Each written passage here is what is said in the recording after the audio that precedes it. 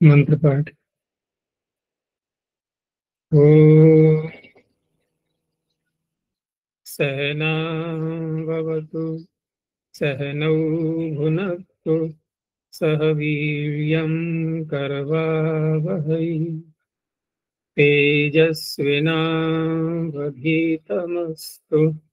मा विद्विषावहै।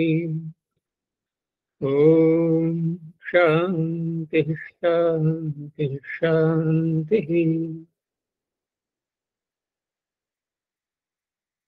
काशिका की 101वीं कक्षा।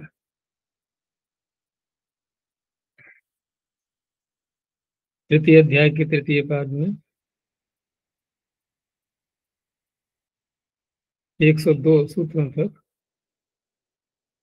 हो चुका है। 102 तक ही हुआ है ना।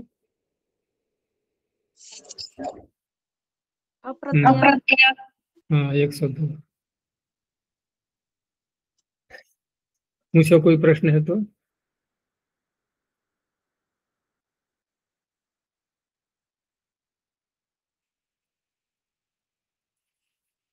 पीछे स्त्रीयाम का अधिकार हमने प्रारंभ कर लिया था और स्त्रीयाम के अधिकार में जो मुख्य प्रत्यय आया था स्त्रीयाम 3। आगे फिर उसके अपवाद चल रहे हैं। अब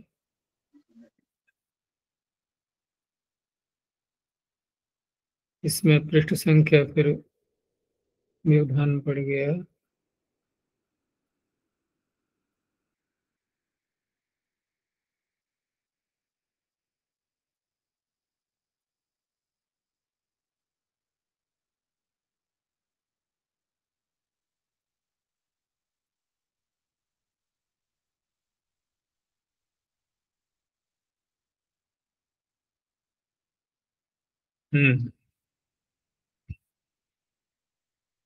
तो नहीं क्रियावाचक इसमें क्रिया यहाँ पे सार्वधातुक संज्ञा होकर के श प्रत्यय करने पर यक लिए थे हमने भाव में। यहाँ पे तो पद्मंजरि में शकारः सार्वधातुक संज्ञार्थः तत्र यदा भावक्रमणो शः तदा सार्वधातुके यक ऋंशयग् लिंशु इति ऋङादेशः। अन्यत्र शकार एव परतः। अन्यत्र का अर्थ भाव कर्म से अन्यत्र।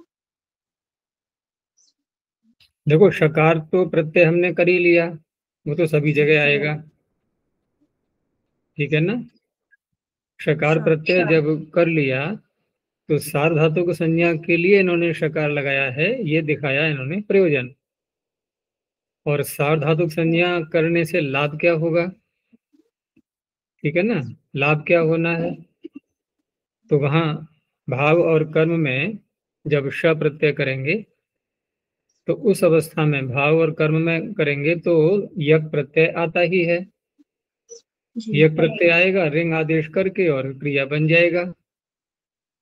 और अन्यत्र, अब अन्यत्र यहाँ जो कहा जा रहा है तो अन्यत्र शकार एव परतो रिंग आदेश, क्योंकि रिंग आदेश करने वाला सूत्र यक प्रत्यय को भी लेता है और श प्रत्यय पड़ा हुआ है उसमें रिंग श यक लिंगशु।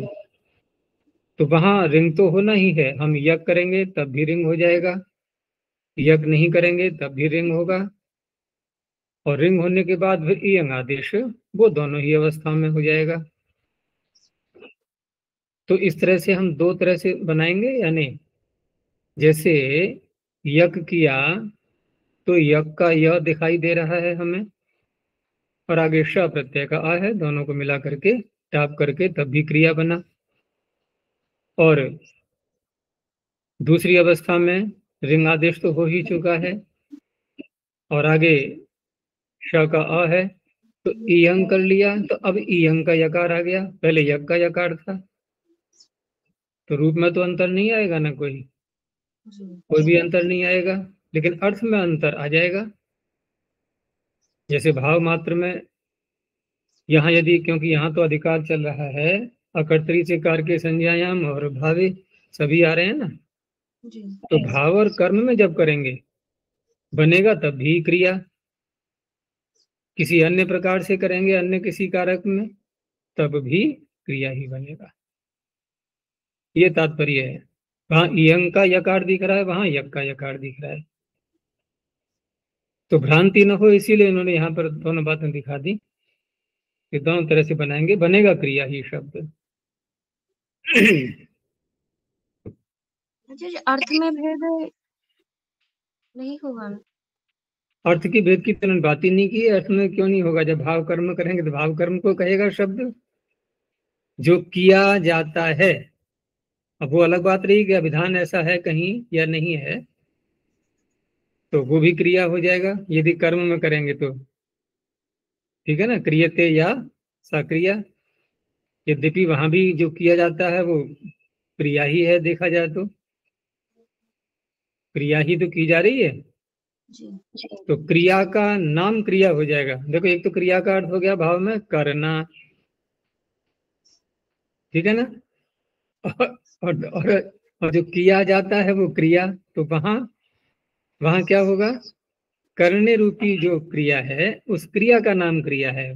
क्रिया का अर्थ वहां करना नहीं है, वहां क्रिया का अर्थ हो गया बस जो क्रिया की जा रही है वो पूरी क्रिया वो कहलाएगी।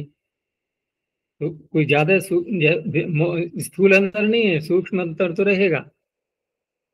और अन्य किसी कारक में होगा या नहीं होगा ऐसा कोई शब्द तो यहाँ प्रयोग में नहीं दिखाया है इन्होंने किसी वाक्य में ला करके, लेकिन यदि संभव है, हो सकता है कहीं मिल जाए, तो वहां शब्द यही रहेगा क्रिया।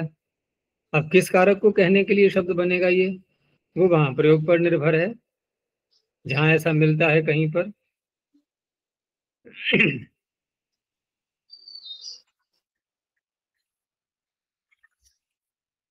तो अप्रत्ययात सूत्र से हमने प्रत्यांत धातुओं से अप्रत्यय किया था। आगे सूत्र आ रहा है गोरोष्ठ हलः, क्योंकि वहां तो प्रत्यांत धातुएं ली गई थी केवल, यहां मूल धातु लेंगे अब ये। तो गुरोष्ठ हलः सूत्र में दो शब्द गुरु और हल। अब यहाँ किसको किसका विशेषण कैसे बनाया जाए, क्योंकि धातुओं का अधिकार भी आ रहा है। यदि हम गुरु शब्द को बनाते हैं धातु का विशेषण तो अर्थ हो जाएगा गुरु अंत में है जिसकी ऐसी धातु, तो वो हलंत रहेगी क्या फिर। गुरु धर्म किसका होता है, गुरु धर्म अच का होता है, ठीक है ना। गुरु धर्म गुरु जो संज्ञा की जाती है तो वहां पर किन की होती है गुरु संज्ञा, अचों की। कैसे पता लगा, वहां तो आज शब्द है। ह्रस्वम लघु संयोगी की। देखो कैसे पता लगेगा। पहले कहा ह्रस्वम लघु, यहां से समझना होगा ह्रस्व किसकी संज्ञा है, ह्रस्व का तो पता है ना, हाँ कालो ह्रस्व दीर्घ पड़ता है। तो अब ये तो स्पष्ट हो गया कि हम अचो में आ गए अब, क्योंकि हमने ह्रस्व बोल दिया, उसका नाम हो गया लघु। उसी ह्रस्व की अनुवृत्ति हम निचले सूत्र में ले गए, संयोगी गुरु। तो संयोगी गुरु में गुरु संज्ञा किसकी हो रही है, ह्रस्व की, ह्रस्व की। तो ह्रस्ववाची ही तो है। अच्छा, फिर उसी को और नीचे ले गए, किसको, ह्रस्व को नहीं, वहां दीर्घ शब्द आ गया, लेकिन दीर्घ भी तो संज्ञा अच की ही है, जो दीर्घ है वो गुरु बनेगा तो दीर्घ भी अच ही हुआ। तो कुल मिलाकर के अच से बाहर नहीं जा सकते हम लघु और गुरु संज्ञा करते समय। तो यदि धातु गुरुवंत है, गुरु अंत वाली है, यानी कि अजंत है, तो हलंत तो हो नहीं सकती। तो इस तरह से निर्णय हो गया ना अब कि गुरु धातु का विशेषण नहीं बनेगा, नहीं बनेगा, दूसरा शब्द ले लिया हमने हल। अब हल धातु का विशेषण बन गया तो विशेषण में तदंत विधि हो ही जाती, तो हलंत धातु हो गई। अब रही बात है गुरु को हम कैसे घटाएंगे अब, तो गुरु को वैसे तो धातु तो हो गई हलंत, गुरु अंत वाली हो नहीं सकती। अब गुरु का अर्थ नहीं निकल पा रहा है। कब सार्थक होगा गुरु शब्द? जब इसमें मतुब के अर्थ को हम ले आए। बिना उसके लाए नहीं बनेगी बात। धातु तो हलंती ही रहेगी, लेकिन गुरु वाली, गुरुमान होनी चाहिए। इन सब बातों का निश्चय करके ये अर्थ किया गया है, क्योंकि इसको हम बदल नहीं सकते। हम ये कह सकते हैं क्या धातु गुरवंत हो और हलमान हो हलवान हो, मान तो नहीं कहा जाएगा वहां, हलवान हो, हल वाली हो, क्या ऐसा कह सकते हैं? क्यों नहीं कह सकते? अच्छा जी, सही। गुरु के लिए तो देखो, संयोग धातु करेंगे। गुरु, गुरु अंत वाली हो, ठीक है ना, गुरु अंत वाली, और हल वाली भी हो साथ में। हल वाली बोला है मैंने, हलंत नहीं अब, क्योंकि अंत में तो गुरु आ गया। और हल हल वाली भी होना चाहिए, तो धातु तो मिल जाएगी ऐसी। लेकिन पाणिनि के कुछ सूत्र ऐसे आते हैं कि जहां पर उन्होंने अप्रत्यय करके बने बनाए शब्द पढ़ दिए हैं, तो पाणिनि के व्यवहार को देखते हैं हम, क्या वो ऐसा अर्थ मानते हुए अपना व्यवहार कर रहे हैं कि गुरु अंत वाली हो और हल मान हो। ठीक है ना, जैसे सूत्र है चेष्टायाम अनध्वनि, तो चेष्टा शब्द क्या गुरुवंत है? चेष्टा में अप्रत्यय दिखाई दे ही रहा है ना, चेष्टायाम, तभी तो बनेगा सप्तमी में आकारांत होने पर। तो चेष्टा शब्द, चेष्ट धातु क्या गुरुवंत है? हल वाली तो है, लेकिन गुरुवंत है नहीं है। और देखो, आशंसायाम भूतवच्च, आशंसा आकारांत है कि नहीं है? तो शसु शंस धातु क्या गुरुवंत है? नहीं है। तो इस तरह से ये जो शब्द हैं, जो पाणिनि स्वयं सूत्रों में प्रयोग कर रहे हैं, तो वो क्या मान के कर रहे हैं? इस सूत्र का क्या अर्थ मानते हुए? हलंत मानते हुए या कि गुरुवंत मानते हुए? हलंत मानते हुए ही कर रहे हैं।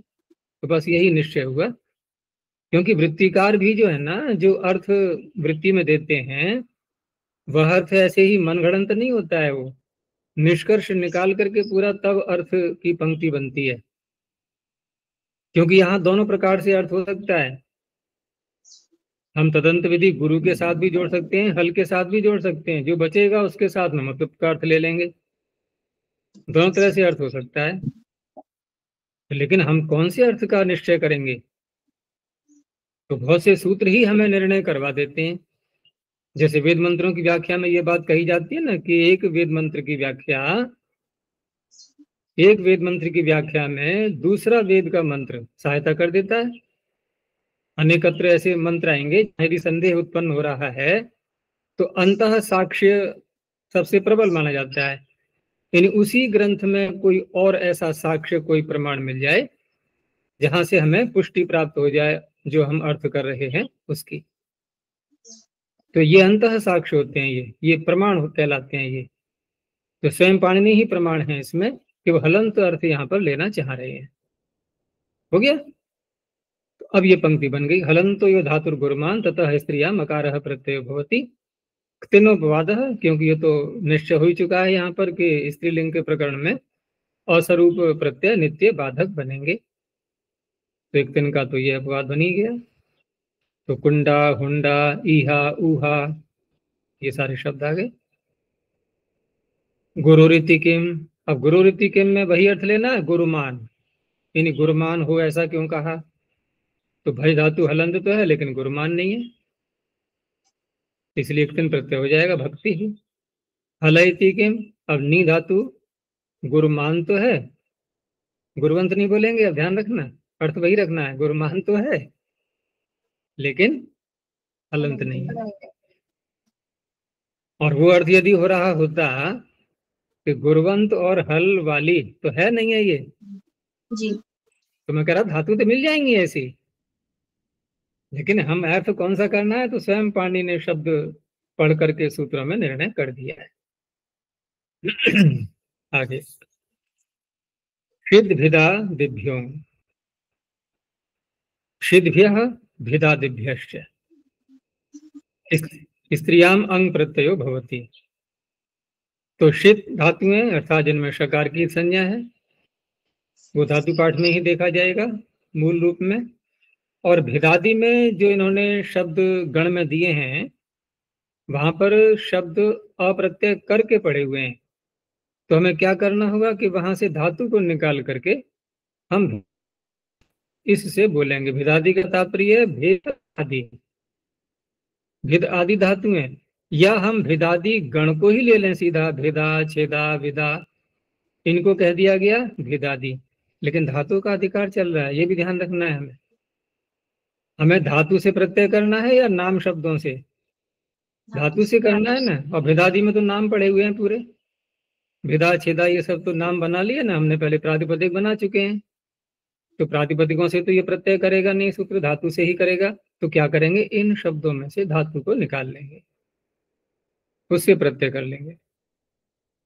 इसलिए आगे कहा कि गण परिपठितेषु भिदादिषु निष्कृष्य, निष्कृष्य माने खींच कर, निकाल कर।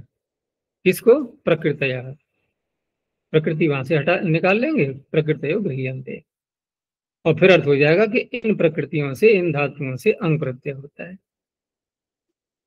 तो पहले षित का उदाहरण दिया है, जरीश का जरा बन गया वृद्धावस्था, और त्रपुष का हो गया त्रपा, ये लज्जा अर्थ में आता है। अब भिदादियों में तो भिदा ये भिद धातु का हो गया, भिदिर विदारणे, वही फाड़ना अर्थ हो जाएगा इसका। ऐसे ही छेदा, दो टुकड़े कर देना, काटना। काटना दो टुकड़े करना एक ही बात होती है, दो टुकड़े करते हैं तो काटने से ही होता है वो।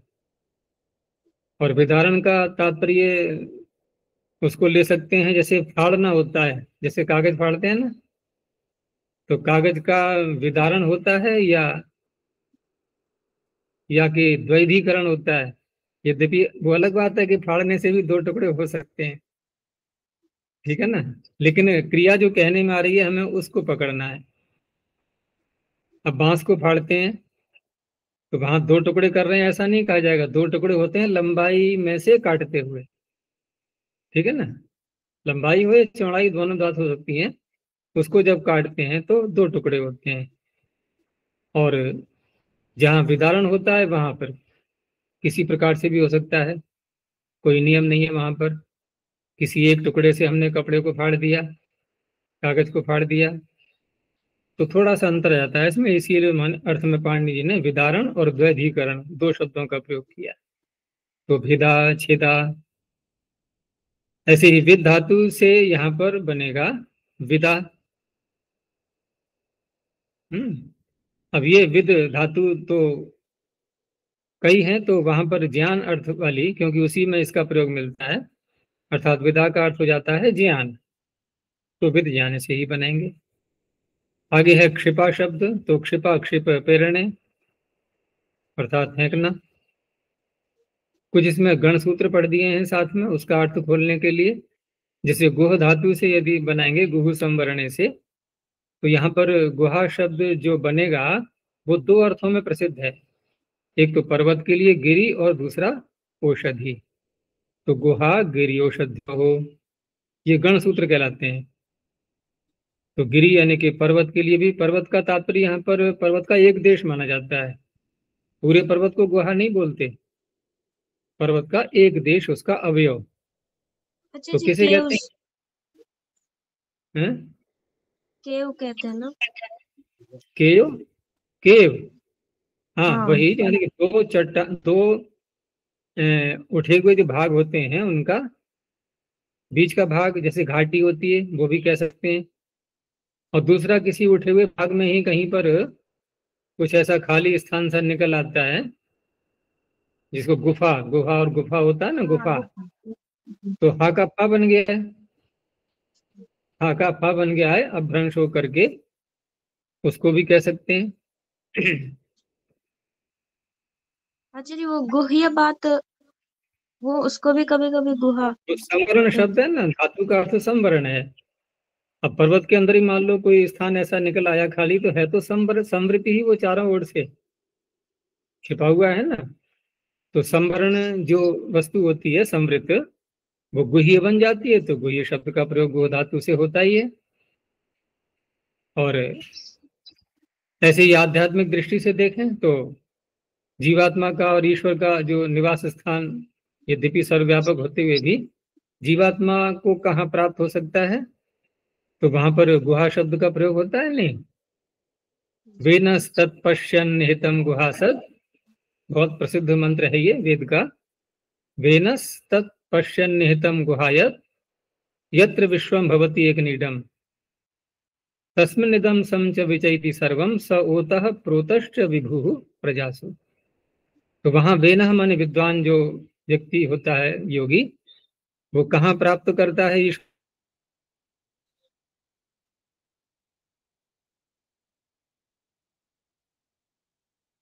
वहां में निहित जो सत अर्थात ईश्वर है, उसको वहां वो साक्षात्कार करता है उसका। तो क्यों है गुहा कहा गया? क्योंकि वो समृद्ध है, वो स्थान पूरा घेरा हुआ है, छिपा हुआ है, खुले में नहीं है। तो ऐसी ही गुफाएं जो है वो छिपे में होती हैं, खुले में नहीं होती, समृद्ध होती हैं, समृद्ध संवरणे। गिरी, अब औषधि कौन सी है ये नहीं पता, ही आयुर्वेद में देखना। गिरी और औषधि अर्थों में। ऐसे ही आगे श्रद्धा शब्द है, तो श्रद्धा में धातु तो धा है, लेकिन श्रत साथ में लगा हुआ है, तो श्रद्धा बन जाएगा उससे। और मेधा, मिध्री मेध्री हिंसा संक्लेशनयो हो, इन्होंने जो अर्थ लिया है ये मिध्री मेध्री धातु का हिंसा संक्लेशनयो हो, और संगम अर्थ में भी आती है ये। तो यहाँ तो यदि देखें मेधा शब्द का जो प्रयोग मिलता है बुद्धि के लिए, तो हिंसा संक्लेशन तो यहाँ नहीं घटना चाहिए। न्यासकार ने भी यही दिया हुआ है, मिध्री मेध्री हिंसा संक्लेशन योग। अच्छा, जो ऊपर मिद्र मेद्र मेधा हिंसनयोः मित्र मैत्रीत्येके मित्र मेध्र संगमे च, धातु पाठ में। हाँ दोबारा बोलना। मिद्र मेद्र मेधा हिंसनयोः मित्र मेध्र संगमे च। तो मिद्री मेद्री दकार दिया है ना, दकार दिया है, यानी कि हिंसा और संक्लेशन अर्थ में दकार, मेधा और हिंसन अर्थ में। मेधा हिंसन, हिंसा नहीं है वहां पर, वो क्या नाम के संक्लेश नहीं है, हिंसा तो आ गया हिंसन करके। हाँ तो पाठ भेद तो खैर मिल ही रहा है, लेकिन जो दूसरी बोली मिध्री मेध्री संगमेच, वो तो स्पष्ट ही हो गई। और प्रायः इसी का हम प्रयोग करते हैं, जैसे याम में धाम देवगण, देखा होगा सुना होगा प्रवचनों में ये मंत्र बोल करके व्याख्याएं की जाती हैं कि मेधा की याचना क्यों कर रहा है जीवात्मा, क्योंकि वह परमात्मा से संगम करा देती है, मित्री मैत्री संगमेच, इस तरह से। तो उससे बना लेंगे, ठीक है ना। पाठ भेद है तो कोई बात नहीं है, हमें तो संगम अर्थ ही ज्यादा उपयुक्त यहाँ दिखाई देता। ऐसी आगे है गोधा शब्द। गोधा का इन्होंने कोई विवरण नहीं दिया है कि किस धातु से बना हुआ है ये। और यदि उणादि कोश में देखें इसको, धातु पाठ में देखते हैं वैसे तो गुद परिवेष्टने धातु मिलती है ना। लेकिन गुण यदि करेंगे तो कैसे करेंगे फिर, तो निपातन से ही करना होगा। गुद परिवेष्टने से बनाएंगे ना, तो निपातन से ही गुण करना, क्योंकि अंग प्रत्यय है ना, गुण तो होने नहीं देगा वो, तो उससे बना सकते हैं। लेकिन और तो उणादि में नहीं है, उणादि में नहीं है, तो गुद परिवेष्टने से ही बनेगा। और इसमें ये दोनों में से किसी ने नहीं दिया इस धातु को, ना न्यासकार ने दिया है ना पद्मंजलि ने। आगे आ जो शब्द है तो उसमें तो रीगतौ धातु से बन जाएगा ये, और यहाँ पर भी रीगतौ धातु से बनाएंगे भी, तो कैसे बनाएंगे फिर, क्योंकि गुण तो करना पड़ेगा ना, गुण तो करना होगा।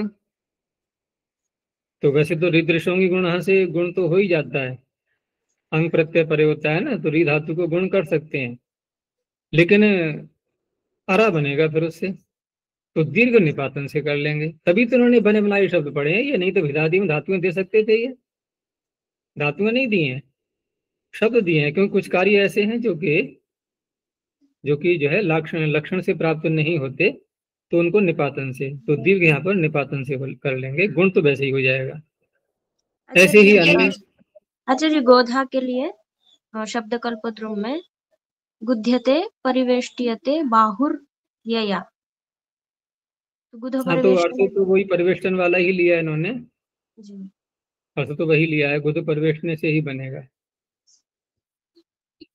आगे भी अच्छा, जो तारा परिवेष्टन का अर्थ क्या है? है, परिवेष्टन का अर्थ, परिवेष्टन का लपेटना, अर्थ लपेटना, जैसे आटा गूंथते हैं नहीं, हिंदी में सुना है शब्द गूंधना, गूंदना, गूंधना, आटा गूंधना, कहीं बोल देते हैं आटा मसलना, क्या बोलते हैं उधर हैदराबाद में? पिसकड़म, है पीसना, हाँ पिसकड़म, पिसकलम। तो उसका अगर हिंदी में अर्थ होगा तो क्या होगा? गूंथना। अर्थ वही आएगा ना, तो वो गूंदना इसी का गुद धातु का ही शब्द तो है ये, गूंदना। तो तो आचार्य गोधा, गोधा कैसे परिवेष्टन करता है? गोधा, गोधा या ढक जो है वही है ना? हाँ वो जो होता है ना प्राणी, हाँ प्राणी होता है ना गोधा, तो उसको मानते हैं कि वो जो है इतना, उसके पैर इतने प्रबल चिपक जाते हैं भूमि से कि कोई अगर बल पड़ता है उसके ऊपर तो वहां से उसके पैर हिलते नहीं है, उसके हिलते नहीं है। तो जो भी वस्तु उसके पास में आएगी नहीं, जो उसका सहारा लेगा उसको लपेट लिया उसने एक प्रकार से परिवेष्टन, क्योंकि आटे में तो पूरा घट जाएगा ये आटा, जब भी हम किसी पात्र में ले करके जल मिला के उसको तो चारों तरफ से इकट्ठा करते हैं ना, बार बार बार बार, तो यही हो गया परिवेष्टन। तो आगे भी जो हारा शब्द है, जैसे हारा या कारा, तो यहाँ पर भी दीर्घ तो निपातन से करना ही होगा, ठीक है ना, गुण हो जाएगा उससे, वृद्धिशोंगी गुण से। ऐसे ही आगे क्षीया शब्द है, तो क्षी क्षय धातु से, अब यहाँ पर इयंग आदेश कर लेना है, ठीक है ना, निवास अर्थ वाली से ही बना सकते हैं, क्षी निवास गत्यो हो, तो दोनों से बन जाएगा क्षिया। और आगे क्या है, तारा, तारा धारा, तो तारा धारा में त्रि धातु से तारा बन जाएगा, ध्री से धारा बन जाएगा, और यहाँ पर भी ऐसे ही गुण करने के बाद दीर्घ निपातन से करेंगे। लेखा रेखा ये एक ही धातु से बन जाएंगे, लिख धातु जो है ना, लिख अक्षर विन्यास से, और लकार को ही जो है ना फिर रेफ भी निपातन से मानते हुए उसी से रेखा बन जाएगा, उसी से लेखा बन जाएगा। तो गुण तो यहाँ तो करना ही होगा, ठीक है ना, निपातन से ही करना होगा गुण, यहाँ तो कोई सूत्र नहीं है। और चूड़ा जो है ये धातु तो चुद प्रेरणे धातु जो चुरादिगण की आती है उसी से बनाएंगे, लेकिन दकार को डकार निपातन से करना होगा, और साथ में चू में जो ह्रस्व उकार है उसको दीर्घ भी करना होगा निपातन से ही, तो चूड़ा बन जाएगा।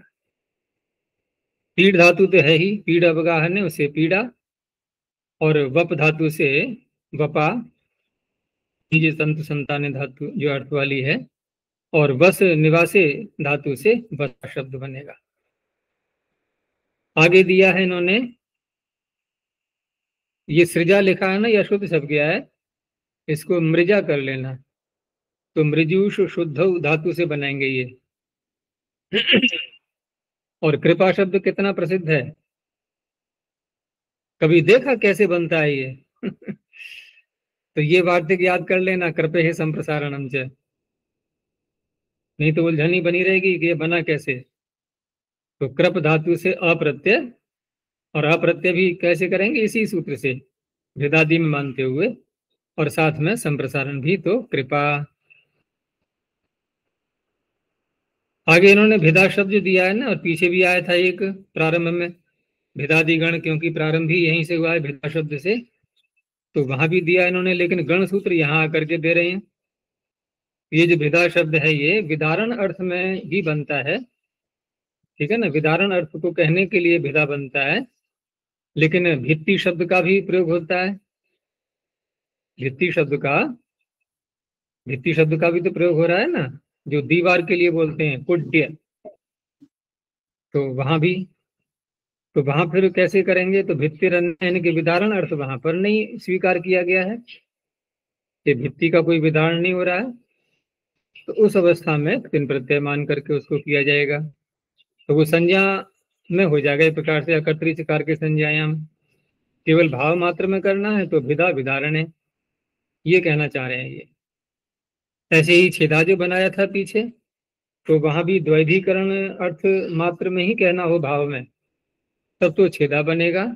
और यदि कहीं संज्ञा के रूप में लेना है किसी और प्रकार से, तो छिद्र अर्थ में भी आता है ये, तो वहां पर छेदा नहीं बोलेंगे छिद्र को, फिर बोलेंगे छित्ती, तो छित्तिरन्या। ऐसे ही पीछे आरा शब्द दिया था, तो आरा री धातु से बना है यद्यपि, और री का अर्थ है गति, लेकिन ये भी एक विशेष अर्थ में आता है। तो गण सूत्र में बताया गया कि शस्त्री अर्थ में आएगा ये, शस्त्रियाम, आरा शस्त्रियाम। और शस्त्री से तात्पर्य वही जो जिससे लकड़ी काटते हैं ना, तो उसका अगर हम व्युत्पत्ति करेंगे री धातु से, तो वैसे तो गति अर्थ में है ये, लेकिन प्रेरणा अर्थ में मानते हुए, तो एक तो होता है आरा शस्त्री के रूप में, तो आरा शस्त्री के रूप में जब बनेगा, तो वहां पर जैसे पशुओं को जब आगे बढ़ाते हैं गाड़ी में जोड़ करके, आगे बढ़ाने के लिए उनको जो दंड के रूप में जो हाथ में लेता है ना सारथी, तो उसमें मैंने बताया था कि नुकीला एक लोहे का हिस्सा उसमें आगे लगा लेते हैं, तो उसको जरा सा छुआते हैं उसकी त्वचा पर, वो आगे दौड़ता है, भागता है पशु। तो उसके लिए यहाँ पर उन्होंने कहा हुआ है। और उसे कहते हैं, संस्कृत में एक शब्द और भी आता है प्रतोद, तुद व्यथने, जिसके द्वारा दुखी किया जाता है ना पशु के लिए, तो प्रतोद के लिए इन्होंने आरा शब्द का यहाँ पर प्रयोग किया है, और उसको शस्त्री शब्द से इन्होंने कहा हुआ है कि आरा शस्त्रियाम। लेकिन आरा शब्द आरी तो हिंदी में प्रसिद्ध है ही, आरी बन गया है उसी का बिगड़ करके, तो आरा शब्द लकड़ी काटने की जो आरी होती है उसके लिए भी प्रयोग में आता है। आगे कहा कि आरा शस्त्रियाम, और आरती ही अन्य, अन्य किसी अर्थ में यदि लेना होगा तो वहां पर एक तिन प्रत्यय होगा शस्त्री के अतिरिक्त। धारा शब्द आया, ये धी धातु से जो बनाया गया है, शब्द पीछे आ चुके हैं सारे, तो ये प्रपात है, झरना जहां से जल गिर रहा होता है, प्रपात्यते, धार्यते अर्थात प्रपात्यते, प्रपतन अर्थ में। और अन्य किसी अर्थ में लेंगे तो धृति ही अन्य, धर्म के 10 लक्षण पहला ही आता है धृति क्षमा दमो स्तेयम, तो वहां धृति बन जाएगा तिन प्रत्यय करके। तो इस तरह से विशेष अर्थों में ये कुछ शब्द हैं, कुछ भाव में ले लिए गए हैं। चलो आगे देखते हैं। चिंती पूजी कथि कुंभी चर्चश्च, तो इसमें जो धातुएं हैं वो सब गिना दी गई हैं, ज्यादा नहीं है। कितनी है? 4-5 धातुएं हैं इसमें। तो चिति स्मृत्याम, पूज पूजायाम, कथ वाक्य प्रबंधे, कुबी आच्छादने, चर्च अध्ययने।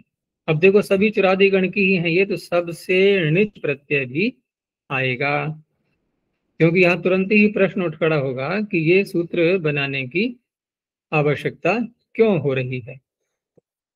जैसे अंग प्रत्यय का जो प्रकरण चल रहा है यहाँ पर, तो इन धातुओं से अंग प्रत्यय क्यों कहना पड़ रहा है? अंग प्रत्यय कहने की आवश्यकता क्यों हो रही है? क्योंकि इनको यदि हम देखें तो सभी धातुएं प्रत्यांत हैं कि नहीं है ये? ण्यंत होने से, चुरादी णिच होने से ये प्रत्यांत बन जाएंगी, और प्रत्यांत के लिए तो मुख्य सूत्र आ ही चुका है अप्रत्ययात। तो अप्रत्यात और अंग में जो नकार लगा है वो यहाँ कोई उसका प्रयोजन है ही नहीं। इन सभी धातुओं में क्या अंग का नकार कुछ कर पाएगा? कुछ नहीं कर सकता। स्वर के लिए लें तो वो भी नहीं है, स्वर में भी काम में नहीं आता है वो। तो अप्रत्यय करें या अंग करें, कुछ भी अंतर पड़ना है क्या? कुछ भी नहीं। तो अप्रत्यय करके भी तो ये शब्द बन सकते थे ना, चिंता पूजा आदि, अप्रत्ययात सूत्र से। तो फिर सूत्र क्यों बनाना पड़ा है? तो क्योंकि ण्यंत धातुओं से गलत है, न्यास प्रंथो युच, उसका ये अपवाद है। ठीक है ना, ये सूत्र बनाने का प्रयोजन युच प्रत्यय न हो जाए, बस ये ध्यान रखना है। तो इत्येतेभ्यो धातुभ्यो युचि प्राप्ते, इसलिए अर्थ में ही लिख दिया इन्होंने, युचि प्राप्ते स्त्रियाम अंग प्रत्ययो भवति, और युच बनेगा अप्रत्ययात का अपवाद। तो इसलिए ये कैसा हुआ? ये अपवाद का अपवाद हो गया। तो चिंता पूजा कथा कुंभा चर्चा, अब इतना सारा परिश्रम, ठीक है ना, अंत में क्या कह दिया कि चकारा दीजति भवती। ठीक है ना, एकदम ढील दे दी ना। कि अधिक कठोरता से पालन नहीं करना है, जो बात बताई गई है उसको वैसे ही रखना है। तो चकार, क्योंकि अन्य कोई इसका प्रयोजन दिखता नहीं चकार का, तो अन्य कोई प्रयोजन नहीं है, तो फिर इसी तरह से इसको ले लिया कि युज प्रत्यय भी हो जाएगा। अब युज प्रत्यय सबसे हो जाएगा मत करना कि चिंतना में दिखा दिया तो आगे बनाएंगे हम पूजना कथना कुंभना चर, ये कोई आवश्यक नहीं है, मिल भी सकते हैं ऐसे, नहीं भी मिल सकते हैं। तो ये तात्पर्य है।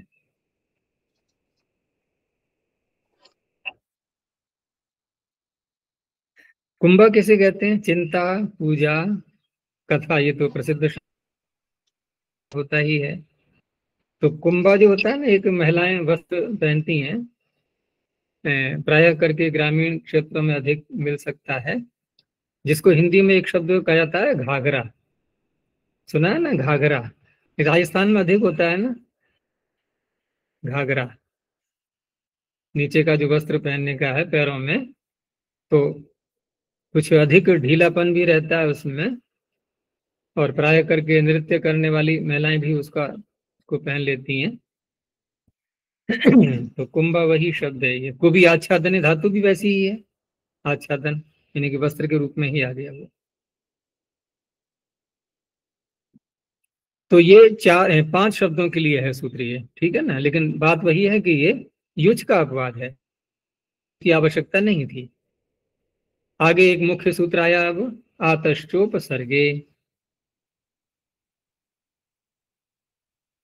तो आतश्चोपसर्गे में यहाँ पर जितनी भी आकारांत धातुएं हैं वो सभी ले ली गई हैं, बस साथ में उनके उपसर्ग होना चाहिए। तो आकारांतेभ्य धातुभ्य उपसर्गे उपपदे स्त्रियाम अंग प्रत्यय होती। अब देखो पाठभेद कितने मिल रहे हैं यहाँ, पीडीएफ फाइल में देखो धातुभ्य शब्द नहीं है ना, यहाँ इन्होंने दिया है पुस्तक में। तो ये पाठभेद बहुत मिल जाते हैं ऐसे। तो अंग प्रत्यय यहाँ पर हो गया, और ये भी किसका अपवाद बनेगा? तो और तो कोई प्राप्त था नहीं, जो उत्सर्ग प्रत्यय किन है वही प्राप्त होता। ठीक है ना, और तो जितने सूत्र आए हैं उनमें से कोई भी यहाँ लगने आकारांत धातुओं से। और अब तक आई कितने प्रत्यय हैं स्त्री प्रत्ययों में? कितने आए हैं अब तक? अगर एक 3 से प्रारंभ करें, एक 3 को हम 1 मान लें संख्या, तो कितने और आ गए हैं अब तक? देखो कितना आ गया, उसके बाद एक क्या पाया था दूसरी संख्या पर? वृद्ध यजोर भाव एक क्या, कौन सा था? जी वही है? वही है व्रज यजुर भावे के। हाँ यही आया था। फिर एक श प्रत्यय जुड़ गया था, उसके आगे फिर अ, और ये आ रहा है अंग। तो इस तरह से जो बीच में और जो 2 प्रत्यय आए, जैसे क्या पाया और श प्रत्यय आया और अ प्रत्यय, वो प्राप्त नहीं था आकारांतों से।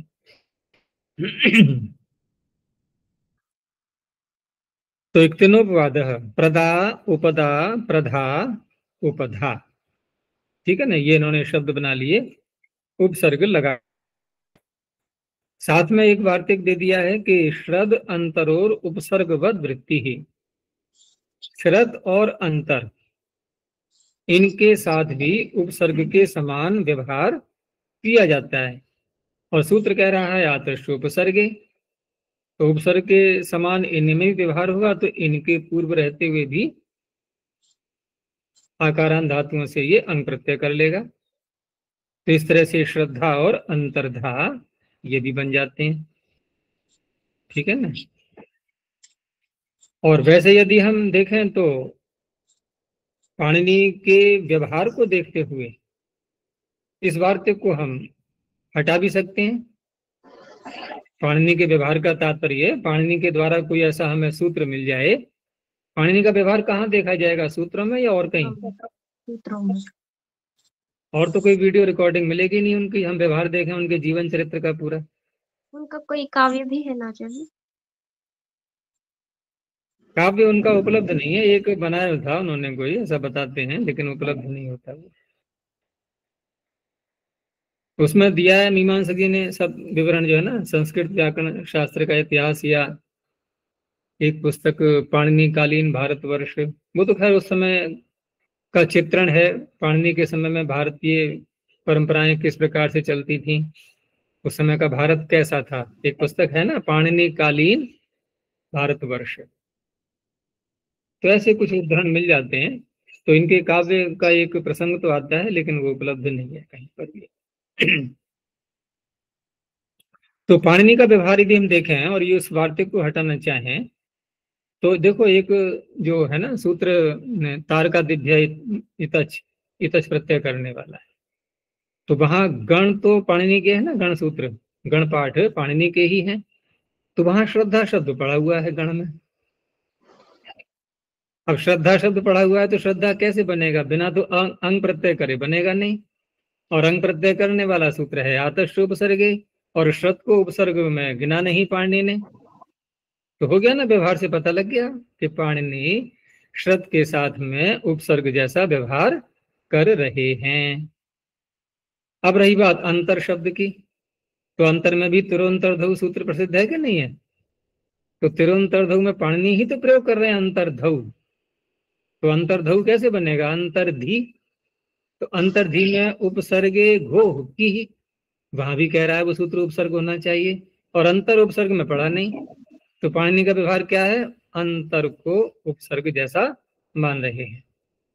तो ये वार्तिक जो है थोड़ी माथापच्ची करनी पड़ी, वार्तिक को हटा दिया, है ना। अच्छा लगता है ना कि थोड़ा संक्षेप हो गया परिश्रम करके। नहीं करना है परिश्रम तो वार्तिक बैठा हुआ है, चलो इससे कर लो। इस तरह से श्रद्धा और अंतर को, और भी श्रद्धार्चाभ्योणः। हाँ वहां भी है, प्रज्ञा श्रद्धार्चाभ्योणः है, वहां भी श्रद्धा है। वो तो एक जगह कहीं मिल जाए बस, मिल तो अनेक, एक जगह का मिलने का तात्पर्य ये नहीं कि और जगह नहीं मिलेगा। अनेकत्र मिल सकते हैं।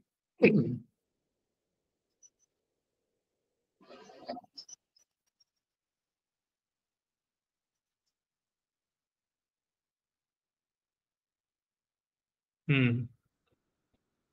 और आगे है न्यास श्रंथो योज, ये भी प्रसिद्ध सूत्र है। स्त्री प्रत्ययों के प्रकरण में ये सूत्र भी बहुत प्रसिद्ध है, क्योंकि ण्यंत धातुओं की भरमार है। वो चाहे चुरादिगण की ले लें हम सारी, अथवा अन्य धातुओं में हेतुमत णिच प्रत्यय मान करके। तो ण्यंतेभ्यो धातुभ्य, और दो धातु और बढ़ा दी इन्होंने, आस श्रंथ इत्येताभ्याम च स्त्रियाम युच प्रत्ययो भवति। अब आस और श्रंथ से प्राप्त नहीं था।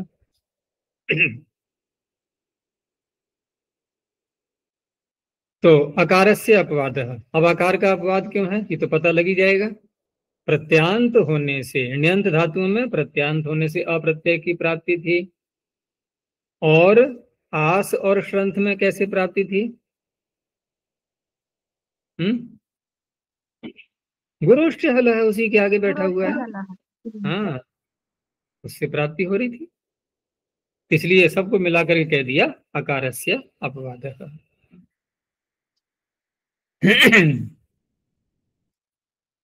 आगे उदाहरण दे दिए, जैसे क्री से पहले कारी, हिरी से हारी, ये बनाने के बाद फिर यो चलाएंगे। आगे की प्रक्रिया में यो चार धातुक है, णिच का लोप हो जाएगा, यो को अन हो जाएगा, अकारांत शब्द बन गए, फिर स्त्रीलिंग में अजाद्य तष्टा। अब तक के प्रत्ययों में हम देखें केवल एक तिन प्रत्यय ही ऐसा आया है प्रारंभ में जहां हमें दोबारा स्त्री प्रत्यय नहीं करना पड़ा है। आगे फिर हमने क्यप किया, फिर क्या किया था, श प्रत्यय किया, फिर अ किया, फिर अंग किया, ये अंग है, अब ये युच चल रहा है। इन सब के बाद में हमें अजाद्य तष्टाप सब जगह लगाना पड़ रहा है। तिन में तो लग नहीं पाएगा और कोई प्रत्यय स्त्री, वहां सीधा बन जाता है शब्द। तो कारणा हारणा आस धातु से आसना और श्रंथ धातु से श्रंथना। अब एक शब्द इनको मिल गया, आस्या। ये कैसे बन गया फिर, है ना, प्रश्न उठ गया, क्योंकि यहां तो आस धातु आपने ले ली सूत्र में। अब आस ले ली तो फिर आसना आसना ही बनना चाहिए, क्योंकि आप युज प्रत्यय कह रहे हो। तो फिर आस्या शब्द कैसे बना? तो कहा कि रिहलोण्यत भविष्यति। आप आस्या ही तो बना रहे हैं ना। तो आस्या आस धातु से हलंत होने के कारण से रिहलोण्य से कृत्य प्रत्यय करके बन जाएगा। प्रश्नकर्ता ने ये बात क्यों उठाई, ये प्रश्न क्यों उठाया, क्या मानते हुए? अधिकरण सिद्धांत क्या माना जाएगा? अधिकरण सिद्धांत ये माना जाएगा कि उसने वा स्वरूप स्त्रीयाम सूत्र पढ़ लिया, ठीक है ना, लेकिन अस्त्रियाम पर ध्यान उसने किस तरह से लिया है वो देखना है। वो क्या मान के चल रहा है कि आपने आस धातु से युच प्रत्यय किया यहां पर स्त्रीलिंग में, ठीक है ना, आपने युच प्रत्यय किया और ये बन गया अपवाद, क्योंकि वा स्वरूप जो विधि होती है वो स्त्री लिंग को छोड़ करके होती है, और आपने यहाँ पर स्त्रीलिंग का प्रयोग किया है, तो अपवाद तो निश्चित रूप से बनेगा ही है। और वो कहाँ तक ले गया इस विषय को खींचते हुए, कहाँ तक ले गया? पूरे प्रकरण में, जहां से प्रत्यय प्रारंभ हुए थे, ठीक है ना, पूरे प्रकरण में ले गया। कृततिंग से लेते हुए कृत्या सूत्र में सब आ गए यहाँ तक। अब क्योंकि हम जहाँ ये स्त्रीलिंग में बना रहे हैं इसको, तो स्त्रीलिंग बना रहे हैं, तो उस अवस्था में जब आसना शब्द बन चुका है तो ये युच प्रत्यय कृत्य प्रत्ययों का भी अपवाद मान लिया गया, ठीक है ना। तो अब उसका उत्तर देते हैं आगे कि यहाँ जो वासरूप स्त्रियाम में अस्त्रियाम शब्द है, क्या अर्थ है इसका जरा बताओ। अस्त्रियाम का क्या अर्थ समझा है? असरूप प्रत्यय स्त्री स्त्री अधिकार में नित्य बाधक बनेंगे। तो स्त्री के अधिकार में है ये युच, चलो आगे, ये बाधक बनेगा। ये कृत्य प्रत्यय को नहीं होने देगा। पुस्तक क्यों देख रहे हो अभी, ऐसे ही बताओ। जो समझा है वो पुस्तक देख के नहीं, समझ लिया है, भूतकाल बोल रहा हूं मैं। जो समझा है ये पुस्तक देख के वर्तमान काल का बन जाएगा अब ये। स्त्री अधिकार में परस्पर सूत्र, परस्पर जो, हाँ, यही मुख्य बात है बस। स्त्रियाम अस्त्रियाम जो कहा है, तो हमें बाधक और उत्सर्ग, उत्सर्ग अपवाद ऐसे बोल दो, दोनों के सूत्र इसी अधिकार में देखने हैं। ऐसा नहीं है उत्सर्ग देख लिया हमने पीछे के प्रकरण में, अपवाद देख लिया यहाँ पर, नहीं नहीं, एक ही जगह घटाना है। पूर्वोत्तरा सिद्धम का क्या अर्थ करते हैं?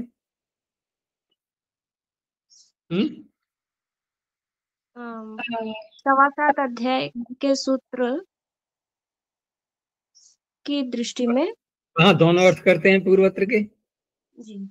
3 पाद अलग रख दिए हमने उठा के, और सवासद अध्याय वो बाहर के हो गए ना, वो बाहर के हो गए, इनको ले लिया। दूसरा फिर अर्थ कौन सा किया कि इन्हीं 3 पादों के अंतर्गत रहे, अब बाहर नहीं गए। लेकिन यहाँ ऐसा नहीं है, यहाँ दोनों अर्थ नहीं करेंगे हम, कि बाहर के भी ले लें और यहाँ के भी ले लें। यहाँ इसी स्त्री के अधिकार में उत्सर्ग भी आना चाहिए, इसी स्त्री के अधिकार में अपवाद भी आना चाहिए, तब वह अपवाद नित्य अपवाद रहेगा। तो इस तरह से अब देखो यहाँ पर कि युच प्रत्यय यदि हमने कर लिया तो तिन प्रत्यय नहीं होगा, यही तो होगा ना। या यूं कह लो कि अप्रत्यात की प्राप्ति होगी वैसे तो, क्योंकि तिन का अपवाद वो बैठा हुआ है। तो युच प्रत्यय कर लिया तो अप्रत्यय नहीं होगा, लेकिन कृत्य प्रत्यय को तो नहीं रोक पाएगा, वो तो बाहर का है। इसलिए यहाँ रेहलोन्यत से ण्यत प्रत्यय करके आस्य शब्द बनाया। तुल्यास्य प्रयत्नम सवर्णम बोलते हैं नहीं, तुल्यास्य प्रयत्नम में जो आस्य शब्द दिया हुआ है तो इस तरह से उसी का स्त्रीलिंग का आस्या बन गया, कोई बाधा नहीं है। स्त्रीलिंग बना सकते हैं, क्योंकि यहाँ स्त्रीलिंग बनाने के लिए इस स्त्रीयाम के अधिकार में नहीं जाएंगे। जो चौथे अध्याय में स्त्रीयाम है वहां से हमने टाप प्रत्यय कर लिया। तीसरी आगे जो पंक्ति है कि वासरूप प्रतिषेधश्च स्त्री प्रकरण विषयस्यैव, स्त्री का प्रकरण ही रहेगा और उसी में उत्सर्गापवादस्य, उत्सर्ग और अपवाद दोनों उसी के अंतर्गत लिए जाएंगे। आगे श्रंथि ही, श्रंथ धातु के विषय में थोड़ा बताया कि हमें दो स्थलों पर मिल रही है ये। एक तो श्रंथ विमोचन प्रतिहर्षयो हो, ये तो हो गई क्रियादिगण की। श्रंथि ही क्रियादिर गृह्यते, वैसे रूप चलते हैं इसके श्रथनाति श्रथनीतः ऐसे करके, क्रियादिगण की है ना ये। तो उस धातु को यहाँ लिया गया है विमोचन और प्रतिहर्ष अर्थ वाली। न चुरादी ही, चुरादी की नहीं ली गई है श्रंथ ग्रंथ संदर्भ। क्यों?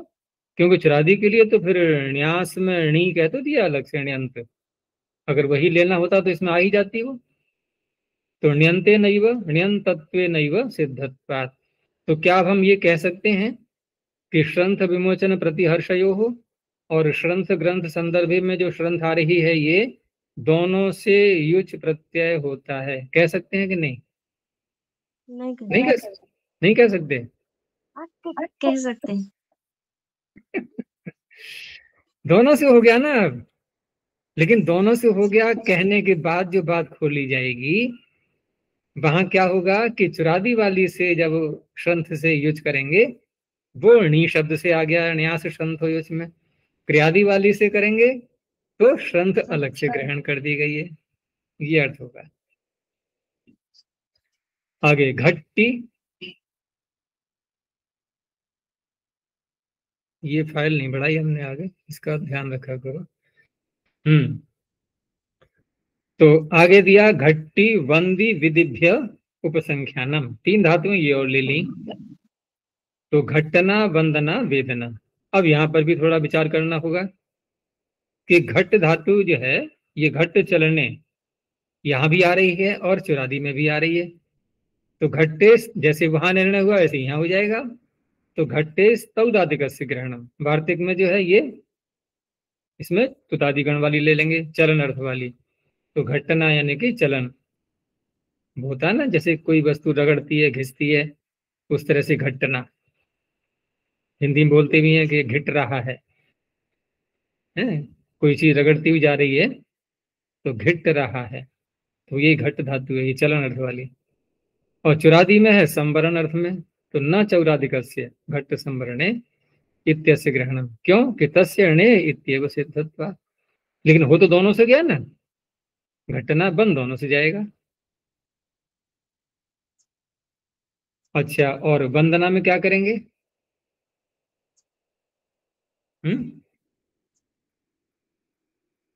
वंदना में तो कोई बात ही नहीं है, यहाँ तो वधी अभिवादन स्तुत्यो हो, क्योंकि णिच ला करके तो वैसे ही बन जाना था, लेकिन बिना णिच के, ठीक है ना, बिना णिच के करेंगे तो ये वंदना बनेगा उससे।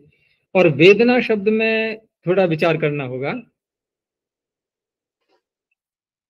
जो वेदना बनाया है ना वेदना, तो उसमें कैसे करेंगे? देखो एक तो है विदलिरी लाभे, लाभ अर्थ वाली धातु होती है। अब ये शब्द का हमें अर्थ का देखना होगा कि किस अर्थ में ये शब्द प्रयोग में आ रहा है। तो लाभ अर्थ वाली विद धातु भी है और एक ज्ञानार्थक वाली भी ले सकते हैं हम चुरादी गण की,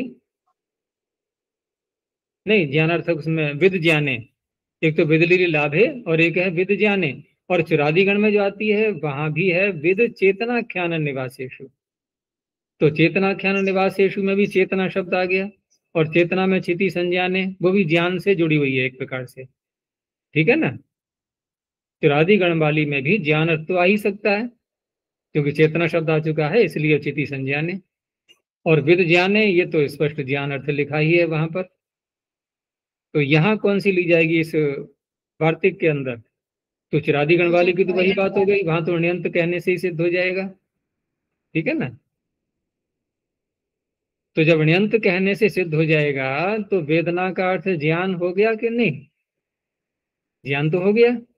तो फिर विद ज्ञाने वाली धातु से हम ज्ञान अर्थ में वेदना क्यों बनाएंगे? शब्द भी एक जैसा, अर्थ भी एक जैसा, या तो अर्थ बदलो। अगर एक ही अर्थ में हम दो धातुएं ले रहे हैं तो निष्प्रयोजन हो गया ना। जैसे यदि हमें ज्ञान अर्थ में ही वेदना शब्द बनाना होता तो उस अवस्था में वो तो बन ही जाएगा चुरादी वाली को लेकर के, और ऋणी शब्द सूत्र में आया हुआ है, बन जाएगा कि नहीं वेदना अर्थात ज्ञान।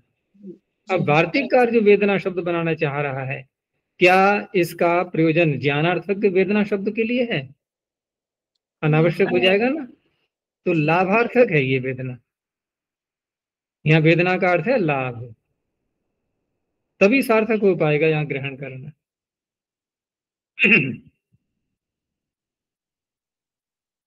आगे, इषेह अनिच्छार्थस्य युज वक्तव्य। अब इस धातु को भी इन्होंने अनिच्छार्थक क्यों कहा? क्योंकि ये भी दो प्रकार से आ रही है, दो अर्थों में। एक तो आभीक्षण अर्थ में भी आती है ये, और इशु इच्छायाम इच्छा अर्थ में भी आती है। एक और भी है इश गतौ, जो गत्यर्थक है, इश गतौ, उस अर्थ में भी आती है। तो यहाँ पर कौन सी ली जाएगी? तो इन्होंने स्वयं कह दिया अनिच्छार्थस्य, तो एक तो हटा दी इन्होंने, इशु इच्छायाम को हटा दिया है, ठीक है ना। जब इच्छायाम को हटा दिया तो अन्य जो दो रह गई, हम उनमें से कोई भी ले सकते हैं, चाहे तो आभीक्षण अर्थ वाली ले लें या गति अर्थ वाली ले लें। तो अध्यक्षणा अन्वेषणा में कौन सी लग रही है? गत्यर्थक ज्यादा संगत हो रही है, ठीक है ना। अधि लगा दिया है, येषणा जो बनेगा, जैसे अन्वेषणा तो स्पष्ट ही खोज अर्थ में आता है ना, अन्वेषण अन्वेषणा, ऐसी अध्यक्षणा में है। तो ये हो गया। और बाकी आगे कहा इन्होंने, इसी वार्तिक से जुड़ा हुआ है ये, ऊपर से अनुवृत्ति लेनी पड़ेगी हमें इस धातु की, कि परि उपसर्ग लगा करके, क्योंकि यहाँ जो प्रयोग किया इन्होंने अधि और अनु लगा करके किया था उदाहरणों में, लेकिन परि लगा करके करेंगे तो फिर ये युच प्रत्यय विकल्प से होगा। तो परियेषणा ये बन गया, और जब नहीं करेंगे तो इक्तिन प्रत्यय होना ही है, वहां हो जाएगा परिष्टि ही। इस तरह से ये शब्द बन जाते हैं। आगे, रोगाख्यायाम णुवुल बहुलम, ये सूत्र भी प्रसिद्ध स्वयं के कारण से नहीं है, कि स्वयं जो ये विधि सूत्र है प्रत्यय कर रहा है उस कारण से प्रसिद्ध नहीं है। ये प्रसिद्धि को प्राप्त हुआ है इस कारण से कि इसके साथ में वृत्ति में कुछ वार्तिक ऐसे जोड़े गए हैं जो वार्तिक बहुत व्यापक रूप से जो शब्द बनते हैं ना, उनसे बहुत व्यापक प्रयोग में आते हैं वो, इसलिए ये सूत्र प्रसिद्ध है। तो रोगाख्यायाम गम्यमानायाम धातुर बहुलम णुवुल प्रत्ययो भवति। आख्या शब्द को साथ में बोल दिया है इन्होंने, क्योंकि आख्या से तात्पर्य है केवल अगर रोग अर्थ ही ले लें, सप्तमी कर दें इसमें रोगे, तो वहां कोई भी शब्द यौगिक रूप में बनेगा और इस सूत्र से भाणुल प्रत्यय होने लगेगा रोग को कहने वाला। आख्या से तात्पर्य यहाँ पर कि ये शब्द एक संज्ञा के रूप में प्रसिद्ध हो चुका हो, तब वहां करेगा ये णुवुल, सर्वत्र नहीं करेगा। तो रोगाख्याम गम्यमानायाम धातुर्बहुलम णुवुल प्रत्यय होती इक्तिन आदि नाम अपवादः।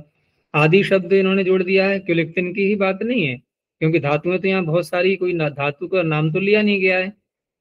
तो कौन सी धातु किस प्रकार की है, कौन सा स्त्री प्रत्यय प्राप्त हो रहा है उससे, इसलिए कोई इक्तिन का अपवाद बनेगा, कोई अप्रत्यय का अपवाद बनेगा, कोई किसी का, ऐसे करके। आख्या का प्रयोजन बता दिया, आख्या ग्रहणम रोगस्य चेत प्रत्यांतेन संज्ञा भवति।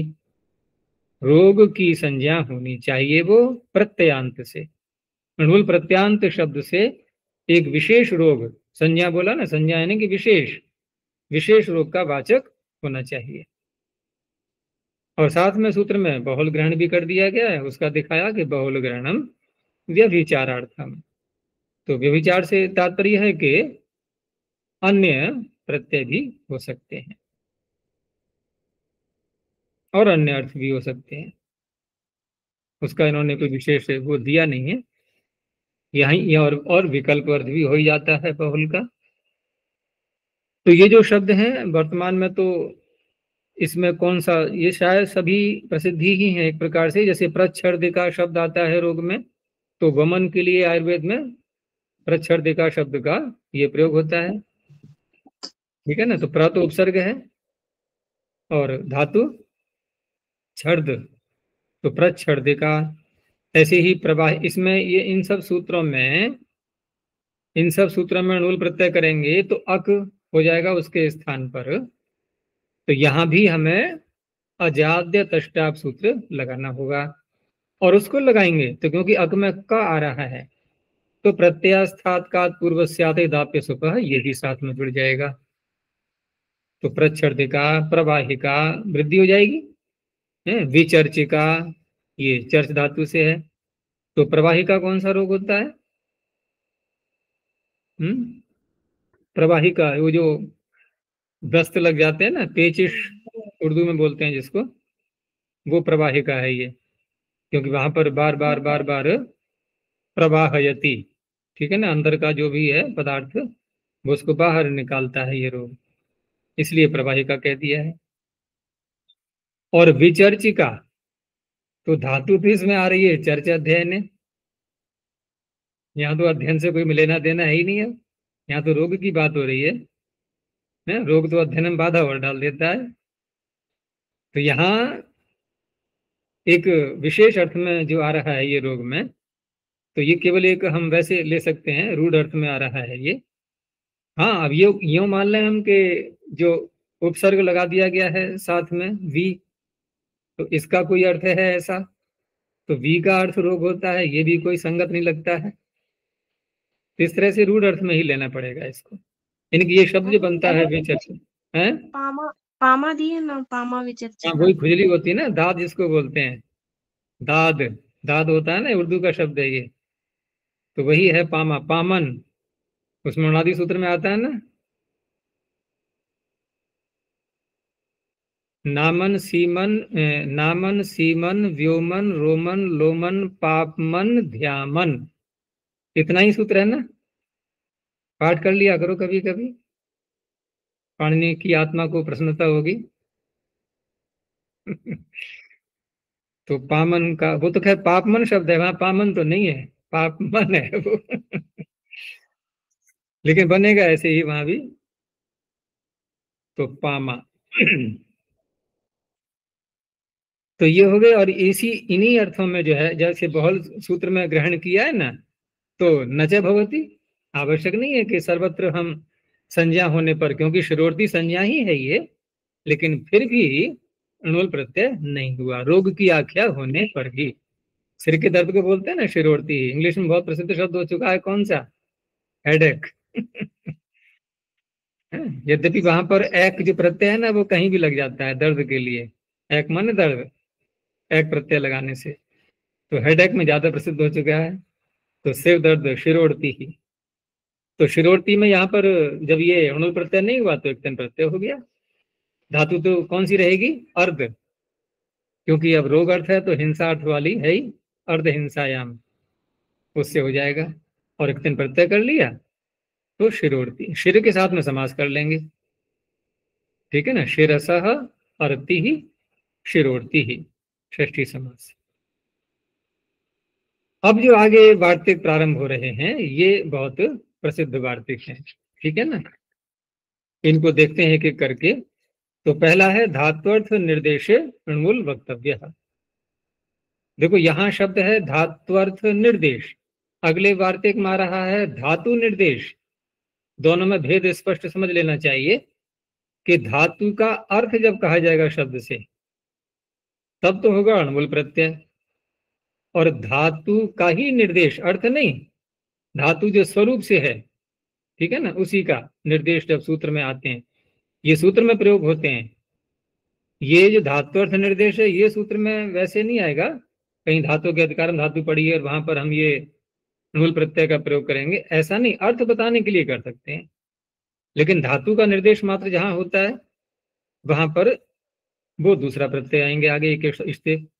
तो यहाँ अनुल प्रत्यय किया गया, जैसे आशिका, तो अश धातु का जो अर्थ है, ठीक है ना, वो आशिका शब्द से निकलेगा यहाँ पर। तो क्या अर्थ होगा इसका आशिका का? भोजन। एक तो आशिक सुना है हमने, आशिक है ना, उर्दू का शब्द होता है ना आशिक, और आशिक जो कविताएं लिखता है वो आशिकी हो गई उसकी। तो आशिक वो नहीं है यहाँ पर, आशिका। तो अश भोजने से यदि करेंगे तो भोजन अर्थ निकलेगा इसका। लेकिन अशुंग व्याप्त, व्याप्ति अर्थ लेते हैं ना, परमात्मा, परमात्मा के अर्थ में घटाते हैं जब व्यापक अर्थ में, तो वो भी एक आशिका शब्द बनता है। लेकिन ये प्रयोग के ऊपर निर्भर है कैसा प्रयोग होगा। कहने का तात्पर्य अर्थ ही लेना है। जैसे श्री धातु का अर्थ हो गया सोना, शयन, तो शयन को कहने के लिए शायिका है, ये धातु को नहीं कह रही, धातु के अर्थ को बोल रहा है ये शब्द। तो शायिका वर्तते, शयन हो रहा है इस तरह से। आगे एक स्थितौ धातु निर्देशे इति वक्तव्यम। अब दो प्रकार के प्रत्यय हैं यहाँ पर, एक तो एक है जो कि गुण को नहीं होने देगा, और दूसरा स्थित है जो बहुत कुछ करवा देगा। तो एक में तो जैसे भिधि ही, हिधि ही, तो अनेकों सूत्रों में देख सकते हैं हम। कोई सूत्र बोल करके देखो, जैसे प्रथम अध्याय के द्वितीय पाद में ही मृड मृद बुध कुश, इसमें है कहीं पर? इसमें नहीं है। रुद विद में है कहीं पर? ग्रही, ग्रही आ गया, ठीक है ना, रुद विद मुश ग्रही, स्वपी आ गया है। तो ऐसे करके जहां एकार अंत में दिखाई दे किसी धातु के, तो वो धातु का निर्देश कर रहे हैं पाणिनि, तो वहां एक प्रत्यय हो सकता है। अथवा स्थित, स्थित के बहुत मिल जाएंगे, ददाति, दधात्योर विभाषा, इस तरह से। आचार्य जी ये धात्वर्थ निर्देश यहाँ पे जो प्रथम वार्तिक है वो ऐसे भाव में ऐसे कह देते, वही अर्थ है ना? भाव में कह देते तो भाव का अधिकार चल तो रहा है यहाँ पर, लेकिन भाव का अधिकार चलते हुए भी, क्योंकि अगला जो वार्तिक आना था धातु निर्देश वाला, ये तो भाव में नहीं है, इस कारण से यहाँ पर थोड़ी स्पष्टता करनी हुई इनको। क्योंकि अगले वार्तिक में जब धातु निर्देश की बात की जा रही है तो यहाँ कुछ तो यहाँ अंतर आएगा ना। तो यहाँ धात्वर्थ निर्देश हो गया, इसको हम भाव कह सकते हैं, इसको भाव के रूप में ले सकते हैं, क्योंकि धातु का अर्थ भी भाव ही होता है एक प्रकार से। जैसे भाव में हम अन्य बनाते हैं शब्द, जैसे शायिका का अर्थ हम शयन कर सकते हैं कि नहीं? तो शायिका का अर्थ शयन हो गया, तो शयन में प्रत्यय किस अर्थ में लाई थे? भाव में। तो ये भाव में हो गया, एक जैसे होगा नहीं होगा ये। तो धात्वर्थ निर्देश भाव ही हुआ, लेकिन धातु निर्देश तो भाव नहीं है, धातु निर्देश भाव नहीं है। तो बात ये हुई कि यहाँ पर ये धात्वर्थ निर्देश क्यों कहना पड़ा। तो क्यों कहना पड़ा से तात्पर्य क्या है भाई, हमें अणुमूल प्रत्यय करना है और यही सूत्र है अणुमूल प्रत्यय का, तो रोग की आख्या तो है नहीं है। अगर ये वार्तिक नहीं बनेगा धात्वर्थ निर्देश अणुमूल वक्तव्य, तो फिर यहाँ सीधे एक दिन प्रत्यय ही तो प्राप्त होगा, एक दिन प्रत्यय ही होगा, अणुमूल तो हो ही नहीं पाएगा, क्योंकि आगे वाला सूत्र धातु निर्देश में कर रहा है, वो प्रत्यय ही भिन्न है वहां पर। तो अणुमूल प्रत्यय हम किससे करेंगे? तो या तो हम यूं कहें कि यहाँ पर धात्वर्थ निर्देश न कह करके बस सीधा ये कहते हैं कि अणुमूल वक्तव्य भाव का अधिकार चल ही रहा है, कि धातु मात्र से भाव में अणुमूल होता है, ऐसा कह सकते हैं, ठीक है ना। थोड़ी स्वतंत्रता हम वार्तिककार को भी दे दें, वो रचना कैसे करना चाह रहे हैं तो स्वतंत्र है ना वो भी रचना करने में, इतना बंधन नहीं लगाना चाहिए उनके ऊपर भी। देखो वार्तिकों को हम दो रूप में लेते हैं, एक तो सूत्र से जुड़ा हुआ, तो सूत्र से जुड़ा हुआ वार्तिककार ने ही सूत्र से जोड़ा उसको या कि वृत्तिकार ने जोड़ा, ये तो स्पष्ट है नहीं। कभी कभी वृत्तिकार भी देखते हैं कि हाँ देखें इस वार्तिक का संबंध कहाँ फिट बैठ रहा है, ठीक है ना, वहां जाकर के उसको जोड़ देते हैं। कहीं कहीं बिल्कुल ऐसा स्पष्ट कुछ शब्द आते हैं वार्तिक के अंदर जो स्पष्ट ही पता लग जाता है कि सूत्र से जो है जोड़ करके वार्तिककार बोल रहा है। वो कुछ बातें हमें सूत्र से अनुवृत्ति के रूप में लेनी होती हैं, जो प्रकरण चल रहा होता है ना उसके आधार पर, उसी प्रकरण के अंतर्गत सारी बात वार्तिक के शब्दों में नहीं आती है। तीसरी स्वतंत्र वार्तिक मानते हुए और उसको यहाँ पर रख दिया गया। तो कहाँ इसको रखना उचित समझा? भावे के प्रकरण में, ठीक है ना। इधर फिर स्त्री प्रत्यय की बात आ रही थी, क्योंकि शब्द बन रहे हैं आशिका शायिका, तो स्त्रीलिंग वाले भी यहाँ पर शब्द बनने हैं, तो स्त्रीयाम का अधिकार भी जोड़ दिया साथ में। भावे का तो बहुत दूर से आ रहा है, तो भावे स्त्रीयाम दोनों के साथ में संगति लग गई इसकी यहाँ। लेकिन ये जो अगले हैं जो धातु निर्देश के लिए है वो तो यहाँ पर हाँ, ये इसको हम कह सकते हैं यहाँ पर कि ये इस प्रकरण में रखना इनको आवश्यक नहीं है, ठीक है ना, इनको इस प्रकरण में रखना आवश्यक नहीं है। लेकिन यहाँ भी एक रहस्य छिपा हुआ है। इस प्रकरण में जो इनको रखा जा रहा है ये इसलिए रखा जा रहा है कि ये प्रत्यय अनिवार्य नहीं है होना। देखो उसी सूत्र को बोलो फिर दोबारा, रुद्र वेद को। तो रुद्र वेद मुष, रुद्र वेद मुष क्या है इनमें प्रत्यय बताओ, बोलो। प्रत्यय कुछ नहीं। लेकिन वार्तिक क्या कह रहा है? धातु निर्देश किया है पाणिनि ने, उनको आदेश दिया जा रहा है आप यहाँ पर या तो एक लगाओ या स्टेप लगाओ, ऐसे जो है बिना किसी प्रत्यय के धातु का आप नहीं बोल सकते। तो इसलिए अब क्या किया वृत्तिकारों ने, इस वार्तिक को यहाँ रख दिया। कहाँ पर? बहुलम सूत्र शब्द जहां आ रहा है उस सूत्र के साथ में जोड़ दिया। अब बहुलम आ गया है, यानी बहुलम भी यहाँ पर जुड़ गया है। अब हम कह सकते हैं कि धातु का निर्देश करते समय बहुल करके एक और स्टे प्रत्यय हो जाते हैं। अब तो कोई बाधा नहीं है, अब पाणिनि जी रुद्र वेद बोल सकते हैं कि नहीं? तो इस तरह से ऐसा भी होता है। और हम देख ही रहे हैं धातुओं में कहीं प्रत्यय है ही नहीं, कोई भी नहीं है। और क्या बोलते हैं वहां पर कि आकार उच्चारण के लिए रख दिया, आकार उच्चारण के लिए मान लेते हैं। तो इस तरह से प्रयोग मिलते हैं ये। और कहीं कहीं पर आकार भी उच्चारण का नहीं मिलता है, जैसी बल्कि और उल्टा होता है कि धातु पाठ में धातु अकारांत है मान लो, ठीक है ना। जैसे बध बंधन दान धातु ले लो या शान धातु ले लें, तो सूत्र में क्या पड़ा हुआ है? मान बध दान, दान में है न में अ, शान वहां भी न में अ हटा दिया, यानी कि जो मूल धातु धातु पाठ में थी वो भी स्वरूप नहीं रखा, उसमें से भी और कमी ले आई थोड़ी सी, जो की तो उठा के रख देते। जैसे रुद्र विद में है तो वहां भी देखो अंतर आ गया है, धातु पाठ में क्या है? रुद्र, और वहां बोल दिया रुद्र। विद, चलो विद में कह सकते हैं हम, विद जाने वहां भी आकार है यहाँ भी आकार है, लेकिन मान दान शान में वहां आकार भी हटा दिया। तो ये सारी शैलियां क्या बता रही हैं कि धातु का निर्देश आकार उच्चारण करके, बिना आकार के उच्चारण के, कहीं एक प्रत्यय करके, कहीं स्टिप प्रत्यय करके। अब कितने प्रकार मिल गए हमें? 4। 2 तो ये हो गए एक के और स्टिप के, एक हो गया धातु में से आकार भी हटा दिया ऐसे ही पढ़ दिया, एक हो गया आकार लगा करके जैसे कि रुद्र विद इत्यादि मुश।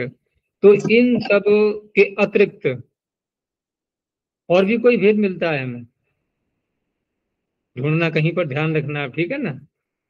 मस्तिष्क में ये बात आ गई है कि अब हमें खोज करनी है, तो देखना कहीं पर ऐसा मिलता है धातुओं के निर्देश में, तो यही शैली मिलेगी सर्वत्र।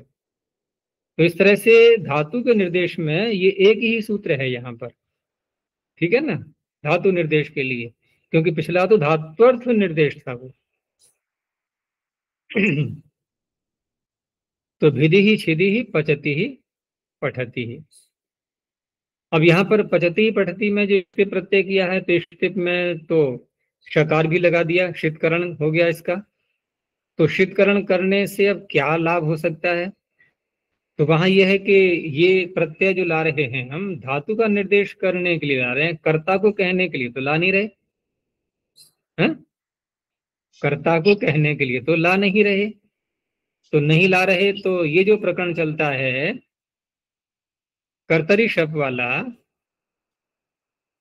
ये क्या कहता है? कर्तावाची सार्वधातुक प्रत्यय जब आगे हो तभी तो विकरण होंगे सारे उस प्रकरण के ये। और यहां पर सार्वधातुक तो है, शकार लगा दिया इसलिए, लेकिन कर्तावाची है ये तो बात नहीं बनी। अब जब कर्तावाची नहीं है और यहां इन्होंने पाणि ने शकार लगा दिया, अब बताओ फिर शकार का लाभ क्या हुआ? क्योंकि हम पहुंचे कर्तरी शब्द के अधिकार में, वहां हम विकरण करना चाह रहे हैं। कर्तरी शब्द बोला सावधान हो जाओ, आप कर्ता में तो लाए ही नहीं हो, यहाँ क्यों आ गए? केवल साधातुक नाम रख करके आप यहाँ पर नहीं आ सकते, ठीक है ना। हम फिर वापस आ गए, देखा तो यहाँ तो शकार निरर्थक हो गया एक स्टिपऊ में। तो निरर्थक होकर के अब ये क्या करेगा कि कर्ता में न होने पर भी विकरण प्राप्त करने का अधिकार इसने ले लिया।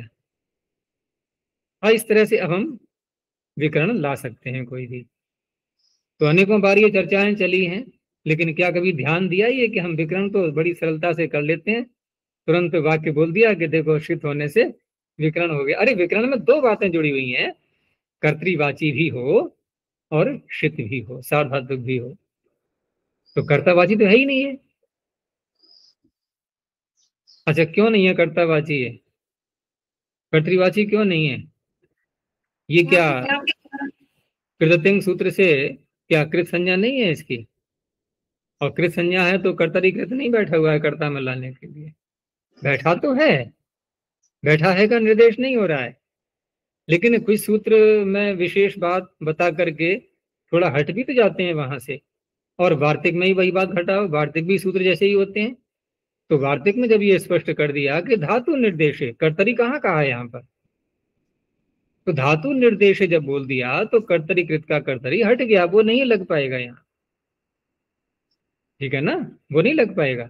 अरे ऐसे और भी तो सूत्र आए हैं ना, जैसे भावे कह दिया तो लगेगा कर्तरी कृत, नहीं लगेगा। कहीं करणे कह दिया, करणे यजह, लगेगा क्या कर्तरी कृत? नहीं लग सकता। नहीं वहां तो खैर उपपद में है, करण में आया था ना, जैसे हाँ कर्मण्यधिकरणे च, कल ही आया था कक्षा में, कर्मण्यधिकरणे च, तो वहां तो कर्म उपपद रहते हुए कहा था, अधिकरण क्या था? अर्थ था। तो अधिकरण अर्थ में जब कर रहे हैं तो क्या कर्तरी कृत लगेगा? नहीं लगेगा। तो ऐसे ही जब धातु निर्देश कह दिया तो कर्तरी कृत कैसे लगेगा? तो इन सब बातों को सोचते हुए जो बात उठी थी ना कि शीतकरण फिर व्यर्थ हो रहा है, क्योंकि कर्ता में तो हमने प्रत्यय किया नहीं है, तो व्यर्थ होने के कारण से यहाँ पर शीतकरण सामर्थ्य बोलेंगे इसको अब। तो शीतकरण सामर्थ्य से कर्तृवाची न होने पर भी ये विकरण हो जाएंगे। पहली बात ये हो गई। चलो हमने विकरण कर लिए, लेकिन यहां पर जब कर्ता में नहीं है ये प्रत्यय, तो भाव में भी नहीं है, कर्म में भी नहीं है। ध्यान से सुनना, कर्ता में नहीं है ये तो स्पष्ट हो गया, लेकिन भाव में भी नहीं है और कर्म में भी नहीं है। क्योंकि जब स्पष्ट कर दिया धातु निर्देश, अब सारी बातें हट गई। तो जैसे आपने कर्तृवाची न होते हुए और शीतकरण सामर्थ्य से विकरण प्राप्त करने का अधिकार ले लिया, तो ऐसे ही भाव और कर्म में न होते हुए भी क्या हम भाव कर्म का प्रत्यय भी ले सकते हैं? भाव कर्म में होने वाला विकरण, क्योंकि विकरण तो विकरण ही है, विकरण केवल ये शब आदि थोड़ी है, यक भी तो विकरण है कि नहीं है? सार्वधातु के यक क्या कह रहा है? सार्वधातु को प्रत्यय आगे आने पर यक प्रत्यय हो जाता है भाव और कर्म में। और कर्तरी शब्द कह रहा है कि सार्वधातुक हो और कर्ता में होना चाहिए, तो शब और आगे के विकरण हो जाते हैं। तो दोनों ने कुछ ना कुछ तो शर्त लगा रखी है ना दूसरी वाली, और दूसरी वाली शर्त हमने जब एक स्थल पर हटा दी, कर्तरी कृत में जो कर्तरी शब्द कह रहा है उसको हटा दिया हमने, तो फिर साधातु के एक में जो भाव कर्म की बात आ रही है उसको भी हटाओ। भाई समानता रखो ना, जब ये विकरण ले लिया आपने तो वो यज्ञ क्यों नहीं ले सकते? ले सकते हैं कि नहीं? जी। तो पांडे ने कहीं लिया है? लिया है। देखो विभाषा लियते विभाषा लियते सूत्र है कि नहीं है? तो विभाषा लियते में अब कोई वहां ये कह दे कि वो उसका श्यन प्रत्यय का है श्या, या जो दिख रहा है मैं लियते में श्यन प्रत्यय का, इसमें पतंजलि में दिया भी है ये, देखो इसको यहां से देखो, एक स्थिपौ धातु निर्देश ही थी।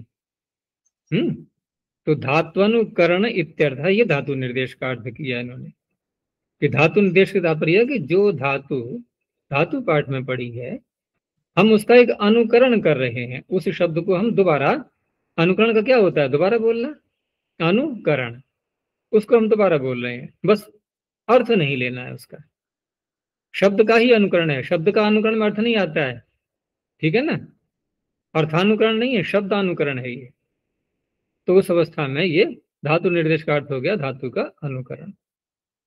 और बहुल वचनाच क्वचिन न भवती, ये तो इन्होंने पीछे मैंने बता ही दिया था कि बहुल के अधिकार में ये वार्तिक रखा गया है, तो कहीं कहीं ये प्रत्यय नहीं भी होती, जैसे गोप तेज किद है कोई प्रत्यय यहाँ पर?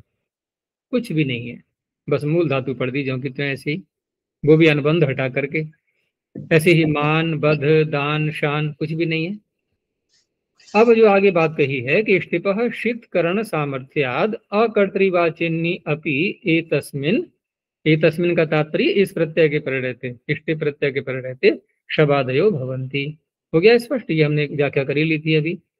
और एवं अभाव कर्म वाचिन्यपि क्वचिद यगपि भवति, ये इसके आगे से विराम हटा देना, अभाव कर्म वाचिन्यपि, विराम लगा दोगे ना तो अस्पष्ट हो जाएगा, वाक्य पूरा नहीं हुआ, आगे से जुड़ा हुआ रहेगा, क्वचिद यगपि भवति, ठीक है ना? जुड़ गया ना?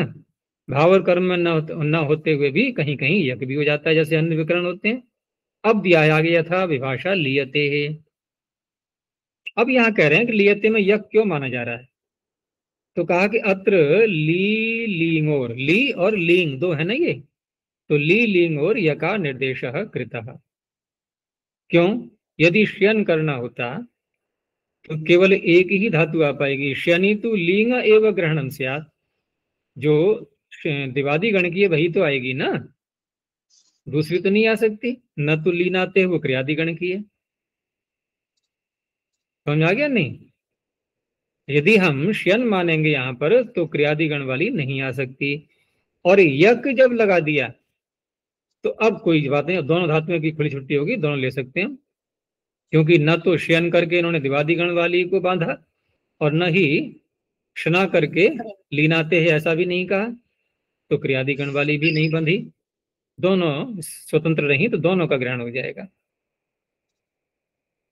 अब यहाँ इन्होंने एक शंका ये उठाई कि आपने शीतकरण सामर्थ्य तो जो अन्य विकरण है शब आदि उनमें सार्थक कर लिया उसको, तो कथम पुनः शीतकरण से सामर्थ्यम, यावता पिबर्ति जिघर्ति इत्यादौ ष्टिपि पिबाद्यादेशार्थम, पिबती जिघ्रति बनते हैं ना स्टिप प्रत्यय करके, और वहां पर स्टिप के शीत होने से, क्योंकि पीछे बात आई थी कि शीतकरण सामर्थ्य से अकर्तृवाची होने पर भी, स्टिप प्रत्यय के अकर्तृवाची होने पर भी ये विकरण यहाँ के हो जाते हैं। तो प्रश्नकर्ता क्या कह रहा है कि शीत की सामर्थ्य हम आपको और स्थल पर दिखा देते हैं, यही दिखानी थी ना, कहाँ कि पिब धातु से स्टिप प्रत्यय किया हमने, ठीक है ना? अब शब्द नहीं करना, विकरण नहीं करना, क्यों नहीं करना? क्यों? कर्ता में नहीं है ये, तो स्टिप प्रत्यय कर लिया, और वहां पर तो स्थिबु क्लमु चमाम शिति, केवल शिति ही तो मांग रहा है वो, उसके आगे के सूत्र में जा रहा है ना शिति, तो पाघ्रा स्थामना सूत्र क्या मांग रहा है? वो क्या ये कह रहा है कि कर्ता में शित होना चाहिए? वो तो केवल शित मांग रहा है, तो शीतकरण सार्थक हो गया नहीं, वहां पर पिब आदेश कर लिया हमने, पिबती बन गया। इसमें ऐसा भी नहीं है कि ब में और कहां से लाएंगे, क्योंकि आदेश ही पिब है आकारांत, बन गया नहीं पिबती बिना शब्द किए। हाँ वरना कुछ तो होना चाहिए। आगे जिघ्रति में जिघ्र आदेश कर लिया, आकारांत है ना वो, यह भी शब्द की नहीं है आवश्यकता।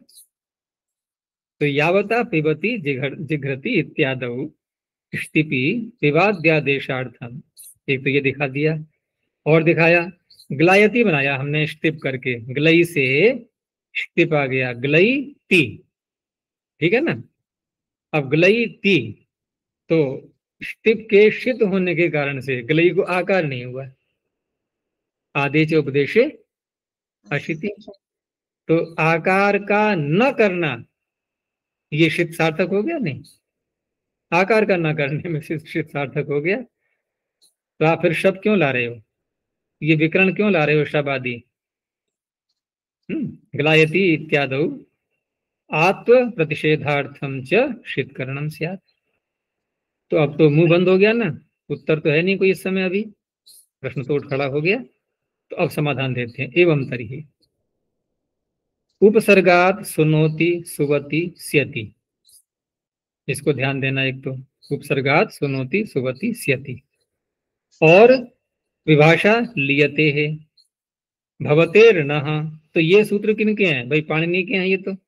चलो भवतेर्न संख्यानम वार्तिक का भी दे दिया है प्रमाणिक प्रकार से।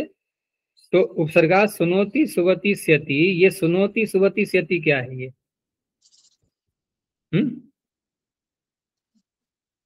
क्या है ये। यहाँ पर पाणिनि क्या विकरण प्रयोग कर रहे हैं, नहीं कर रहे हैं स्टिप ला करके। तो उत्तर देने वाला ये कह रहा है कि हमने जो आपको पीछे सारी बातें समझाई थी अभी, वो इसीलिए समझाई थी क्योंकि पाणिनि के शब्द हमारे मस्तिष्क में पहले से हैं। आप प्रश्न कर रहे हो, आपको पता ही नहीं है ऐसा, आपको ये पता ही नहीं है कि पाणिनि ने ऐसे ऐसे प्रयोग किए हुए हैं। तो सुनोति में श्नु प्रत्यय का दिखाई दे रहा है विकरण का, और सुवति में श प्रत्यय विकरण आ गया है, सियति में श्यन विकरण आ गया। ये आ तो गए, पाणिनि प्रयोग कर तो रहे हैं, इसलिए हमने कहा था आपसे कि विकरण हो जाते हैं, ठीक है ना। विभाषा लियते है, यहाँ ये यक का दिखा दिया इन्होंने, क्योंकि विकरणों में यक की बात चली थी ना पीछे, तो यक का भी दिखा दिया, अन्य विकरण भी दिखा दिए, वार्तिक का भी दे दिया भवतेर्णः, ये शब्द का भी दिखा दिया। और बोलो आगे कहाँ तक दें, ध्यायते है संप्रसारणम च। अब रही बात कि आप जो कह रहे थे कि ग्लायती में हम शीतकरण को सार्थक कर लेंगे आकार न करके, तो वो तो पाणिनि स्वयं बता रहे हैं कि आकार नहीं होता यहाँ, ध्यायते देखो कहाँ है आकार यहाँ, तभी तो बनेगा ध्यायती स्टिप करके। अगर आकार हो जाता तो ध्यायती बन जाएगा, आयादेश कहाँ से करेंगे। तो ध्यायते संप्रसारणम च इत्येवम् आदि निर्देशात् शबादयो भविष्यन्ति। अब तो कोई बात नहीं है, अंदर तक सारा पूरा स्कैन कर लिया गया, ठीक है ना, एक्सरे मशीन से पूरा खींच लिया गया अंदर तक का फोटो, अब कुछ भी शेष नहीं बचा है इस विषय में। चलो अगला वार्तिक देखते हैं। और वर्णात् कारः, ये बहुत प्रसिद्ध है। वर्ण शब्द यहाँ भी वही लेंगे हम, अनुकरण मात्र बस, जैसे वहां धातु का अनुकरण था, यहाँ किसी वर्ण का अनुकरण है। और मैंने हमेशा बताया कि अनुकरण में कभी भी उसका अर्थ नहीं देखा जाता, अनुकरण में अनुकरण ही अर्थ, अनुकार्य ही अर्थ होता है बस। अनुकरण का अर्थ क्या होता है, अनुकार्य। जैसे उदाहरण दिया था ना एक बार, वो पीछे आया था कि कुमारी लृतक इत्याह, तो वहां लृतक का, कुमारी जो लृतक कह रही है किसी का नाम, ठीक है ना, और इधर जो प्रयोग कर रहा है दूसरा व्यक्ति, क्योंकि उसका नाम तो ऋतक था और कुमारी ने क्या कह दिया, लृतक। तो दूसरे व्यक्ति ने क्या कहा कि ये कुमारी लृतक ऐसा बोल रही है। तो दूसरे व्यक्ति के द्वारा बोला हुआ लृतक शब्द, उसका अर्थ क्या ऋतक नामक व्यक्ति है, या कि उसके द्वारा बोला हुआ अशुद्ध शब्द है, ये अर्थ है उसका। तो हो गया ना, अनुकरण का अर्थ क्या होता है, अनुकार्य, जिसका अनुकरण किया गया है वो उसका अर्थ होता है। तो वर्णात्कारः का तात्पर्य कि वर्ण का जहां अनुकरण होता है ऐसे वर्णवाद से भी कार प्रत्यय हो जाता है। ये कार क्री धातु से भी कार बनाते हैं एक अण प्रत्यय करके, वो नहीं है ये भाव में, अण नहीं भाव में, वो कार नहीं है ये।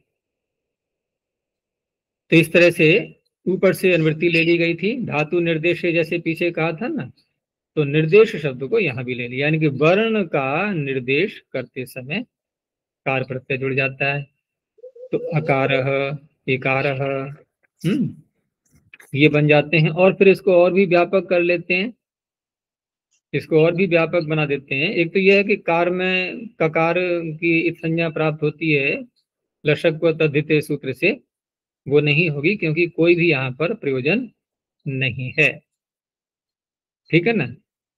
और दूसरा ये है क्योंकि बहुलम सूत्र पर, क्योंकि बहुलम सूत्र इसमें आया हुआ है, बहुलम शब्द सूत्र में, और यहीं पर ये सारे वार्तिक आ रहे हैं, तो बहुल का प्रभाव भी सब पर पड़ता रहेगा। तो कहीं कहीं पर फिर क्या बोलेंगे हम कि अगर ये नियम हो जाए कि जहां जहां भी वर्ण का निर्देश करना हो तो कार लगाना चाहिए, अनिवार्य कर दें, तो यस्य तीच बनाओ, सूत्र कैसे बनेगा, यस्य को बनाओ। वर्ण है नहीं है ई और अ, तो क्या सूत्र बनना चाहिए, एकारो कारस्येति च कैसे बनेगा, तो क्या कहेंगे भाई बहुल है, नहीं भी होता है कार, अनिवार्य नहीं है करना। और देखो अस्य च्वौ, बहुत स्पष्ट हो गया है, क्या सूत्र बनना चाहिए, अकारस्य च्वौ, भूल जाते हैं पाणिनि, इसलिए ऐसा नहीं है, अनिवार्य नहीं है करना, तो इस तरह से नहीं भी होता है। और बहुल की महिमा, और देखो बहुल की महिमा कि यहां कहा जा रहा है वर्णात् कारः, बहुल कहने से क्या एक और बात बढ़ा ली गई कि वर्णात् में एक वचन है ना, तो वर्णात् का हम वर्णाभ्याम या वर्णेभ्य, तो दो वर्णों से भी कर सकते हैं। जैसे एवकार बोलते हैं ना, एवकार जो किया गया है सूत्र में, इसका ये तात्पर्य है एवकार। अच्छा वषटकार। और देखो चकार, चकार कितनी बार आया है कि सूत्र में चकार क्यों पढ़ा गया, सूत्र में चकार पढ़ा गया या च पढ़ा गया है, और च में एक वर्ण है कि दो वर्ण है, दो। तो फिर चकार कहाँ हुआ, वो क्या हुआ, चकार अकार तो दो वर्णों से भी कार प्रत्यय, ये तात्पर्य, ये भी बहुल की महिमा है। तो ये सारी बातें भी हो जाती हैं। और अब ये अपवाद आ गया कि राधिफ, रेप र से जो है वो एक प्रत्यय होता है, लेकिन यहां भी कोई आवश्यक नहीं है, हम अनिवार्य मान लें कि अपवाद ही है ये, क्योंकि रकार शब्द का भी प्रयोग मिल जाता है। अब वहां पर रकार का भी मिल जाता है, तो हम यूं भी कह सकते हैं कि वैसे तो यह है कि जब ये अपवाद हो गया और वा स्वरूप, वो स्त्रीलिंग में ही तो आ रहे हैं सारे वार्तिक ही इसी के अधिकार में, तो वहां पर तो फिर जो अपवाद है अपवाद ही रहेगा, उत्सर्ग नहीं होना चाहिए दूसरा प्रत्यय। लेकिन यहाँ पर ऐसा भी नहीं है क्योंकि बहुल आ रहा है, तो वो भी हो जाता है। तो रकार मिल जाता है कहीं कहीं प्रयोग, कम मिलता है वैसे। आगे एक वार्तिक और दिया उन्होंने, मत्वर्थात छह, यहाँ कोई ज्यादा ही शब्द हो गए थे, मत्वर्थ शब्द है पूरा एक है, ये भी अनुकरण ही देखा जाएगा, लेकिन अर्थ तो हम मत्वर्थ शब्द का पहले कर लेंगे, ठीक है ना, मतु के जैसा अन्य जाएगा। तो यहाँ पर स्वार्थ में ही छ प्रत्यय हो जाता है, मत्वर्थात छह, तो मत्वर्थीय ये बन जाएगा शब्द, ठीक है ना। तो इसका भी प्रयोग मिलता है, कहाँ मिलता है, तो देखो एक कारिका पड़ी होगी, नहीं उसमें तो मतवर्तीय, हाँ हाँ, इनका ये भी कहना है कि जैसे मत्वर्थ, यहाँ तो मत्वर्थ शब्द से बना मत्वर्थीय, ठीक है ना, और यहाँ बहुल के अधिकार में होने के कारण से यहाँ जैसे हमने मत्वर्थ से छ प्रत्यय किया और छ को फिर कर लिया ये आदेश, तो ये आदेश करके आकार का कर लिया लोप, ठीक है ना, यस्य तीच, तो आकार का लोप करने के लिए क्या भसंज्ञा नहीं चाहिए, भसंज्ञा चाहिए ना, और यहाँ तो भसंज्ञा नहीं हो सकती। तो डित में तो चलो हम सीख चुके हैं, अब तक अभ्यास पड़ गया कि डित करण सामर्थ्यात, ऐसे बार बार बोलते बोलते यहाँ भी यही स्वीकार करना होगा। यहाँ तो हम बहुल कहते हैं यहाँ पर, क्योंकि यहाँ तो और तो कोई सामर्थ्य है नहीं, यहाँ और तो कोई सामर्थ्य है नहीं, वहां तो डित सामर्थ्य थी, यहाँ कौन सा ऐसा कोई संकेत लगाया है इन्होंने? केवल छह प्रत्यय ही तो किया है, छह को ई आदेश कर लिया, तो भ संज्ञा का तो यहाँ कोई संकेत दिखाई दे नहीं रहा है। तो बहुल के कारण से भ संज्ञा न होने पर भी यसेति च लगा लेंगे, ठीक है ना। तो मत्वर्थी ये बन गया। और बहुल का फिर दूसरा ये भी अर्थ करते हैं कि कहीं कहीं नहीं भी होगा ये प्रत्यय, आवश्यक नहीं है सर्वत्र करेंगे। जैसे तसौ मत्वर्थ है, कहाँ है यहाँ पर? मत्वर्थ में ही विभक्ति आ रही है सीधे, नहीं तो होना चाहिए तसौ मत्वर्थ ही ये। और बहुल की सामर्थ्य कि कहीं कहीं पर मत्वर्थ शब्द से छह प्रत्यय कहा है, लेकिन मत्वर्थ शब्द में और भी जोड़ दें यदि हम, जैसे मतुबर्थ, मत्वर्थ और मतुबर्थ, तो मतुबर्थ से भी छह प्रत्यय का प्रयोग मिलता है। वो कारिका में है, शैषिकान मतुबर्थीयात, शैषिको मतुबर्थिकः, स्वरूपः प्रत्ययो नेष्टः, सन्नन्तान्न सनिष्यते। ये कारिका में मतुबर्थीय शब्द आता है, ऐसा भी प्रयोग मिलता है। आगे इण अजादिभ्य, ये दोनों वार्तिक एक साथ हम देखेंगे, जैसे इण अजादिभ्य और इक कृष्यादिभ्य। यहां पर पीछे से धात्वर्थ निर्देश की अनुवृत्ति लेके कहेंगे। जैसे पीछे हमने धात्वर्थ निर्देश का तो वार्तिक देख लिया, प्रसिद्ध वार्तिक है वो, लेकिन ये भी एक वार्तिक है, ये दोनों, और ये भी धात्वर्थ निर्देश में ही प्रयोग में आ रहे हैं। लेकिन वो जो था पीछे का वार्तिक वो धातु निर्देश के लिए था, और धात्वर्थ निर्देश में उन्होंने मूल प्रत्यय किया था सीधा, ठीक है ना।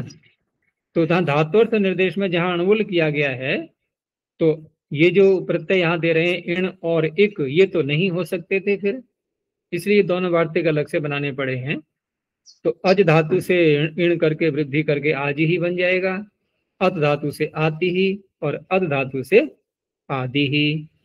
और एक करेंगे तो बस अंतर उतना ही है कि वृद्धि और गुण तो कुछ हो नहीं पाएगा। तो जैसे कृषि ही, गिरी ही, अब ये धातु और संदेश का अर्थ क्या हो गया? कृषि ही किसे कहते हैं हम? खेती। तो खेती क्या है? धातु का अर्थ ही तो है खेती करना। ऐसे ही क्री ही अर्थात फेंकना, क्षेपण। तो ये अर्थ निकल आते हैं इनके।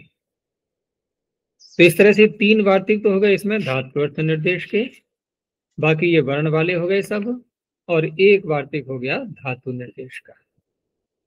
अच्छा जी, और यहाँ भी धातु अर्थ है? आज ही ये आदि आती आदि धातु के अर्थ ही है ये। जैसे आदि ही माने गमन, और आती ही सातत्य गमन हो जाएगा, और आदि ही माने भोजन, ठीक है ना, अधभक्षण, ऐसे अर्थ निकलेगा इनका।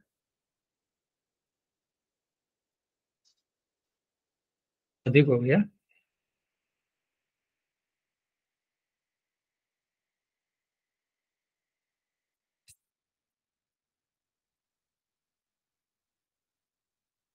प्रणोध्वनि ओ।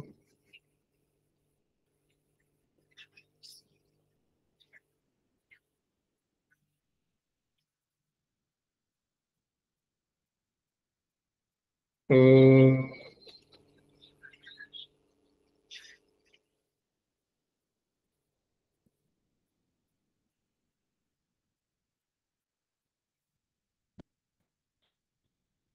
ओ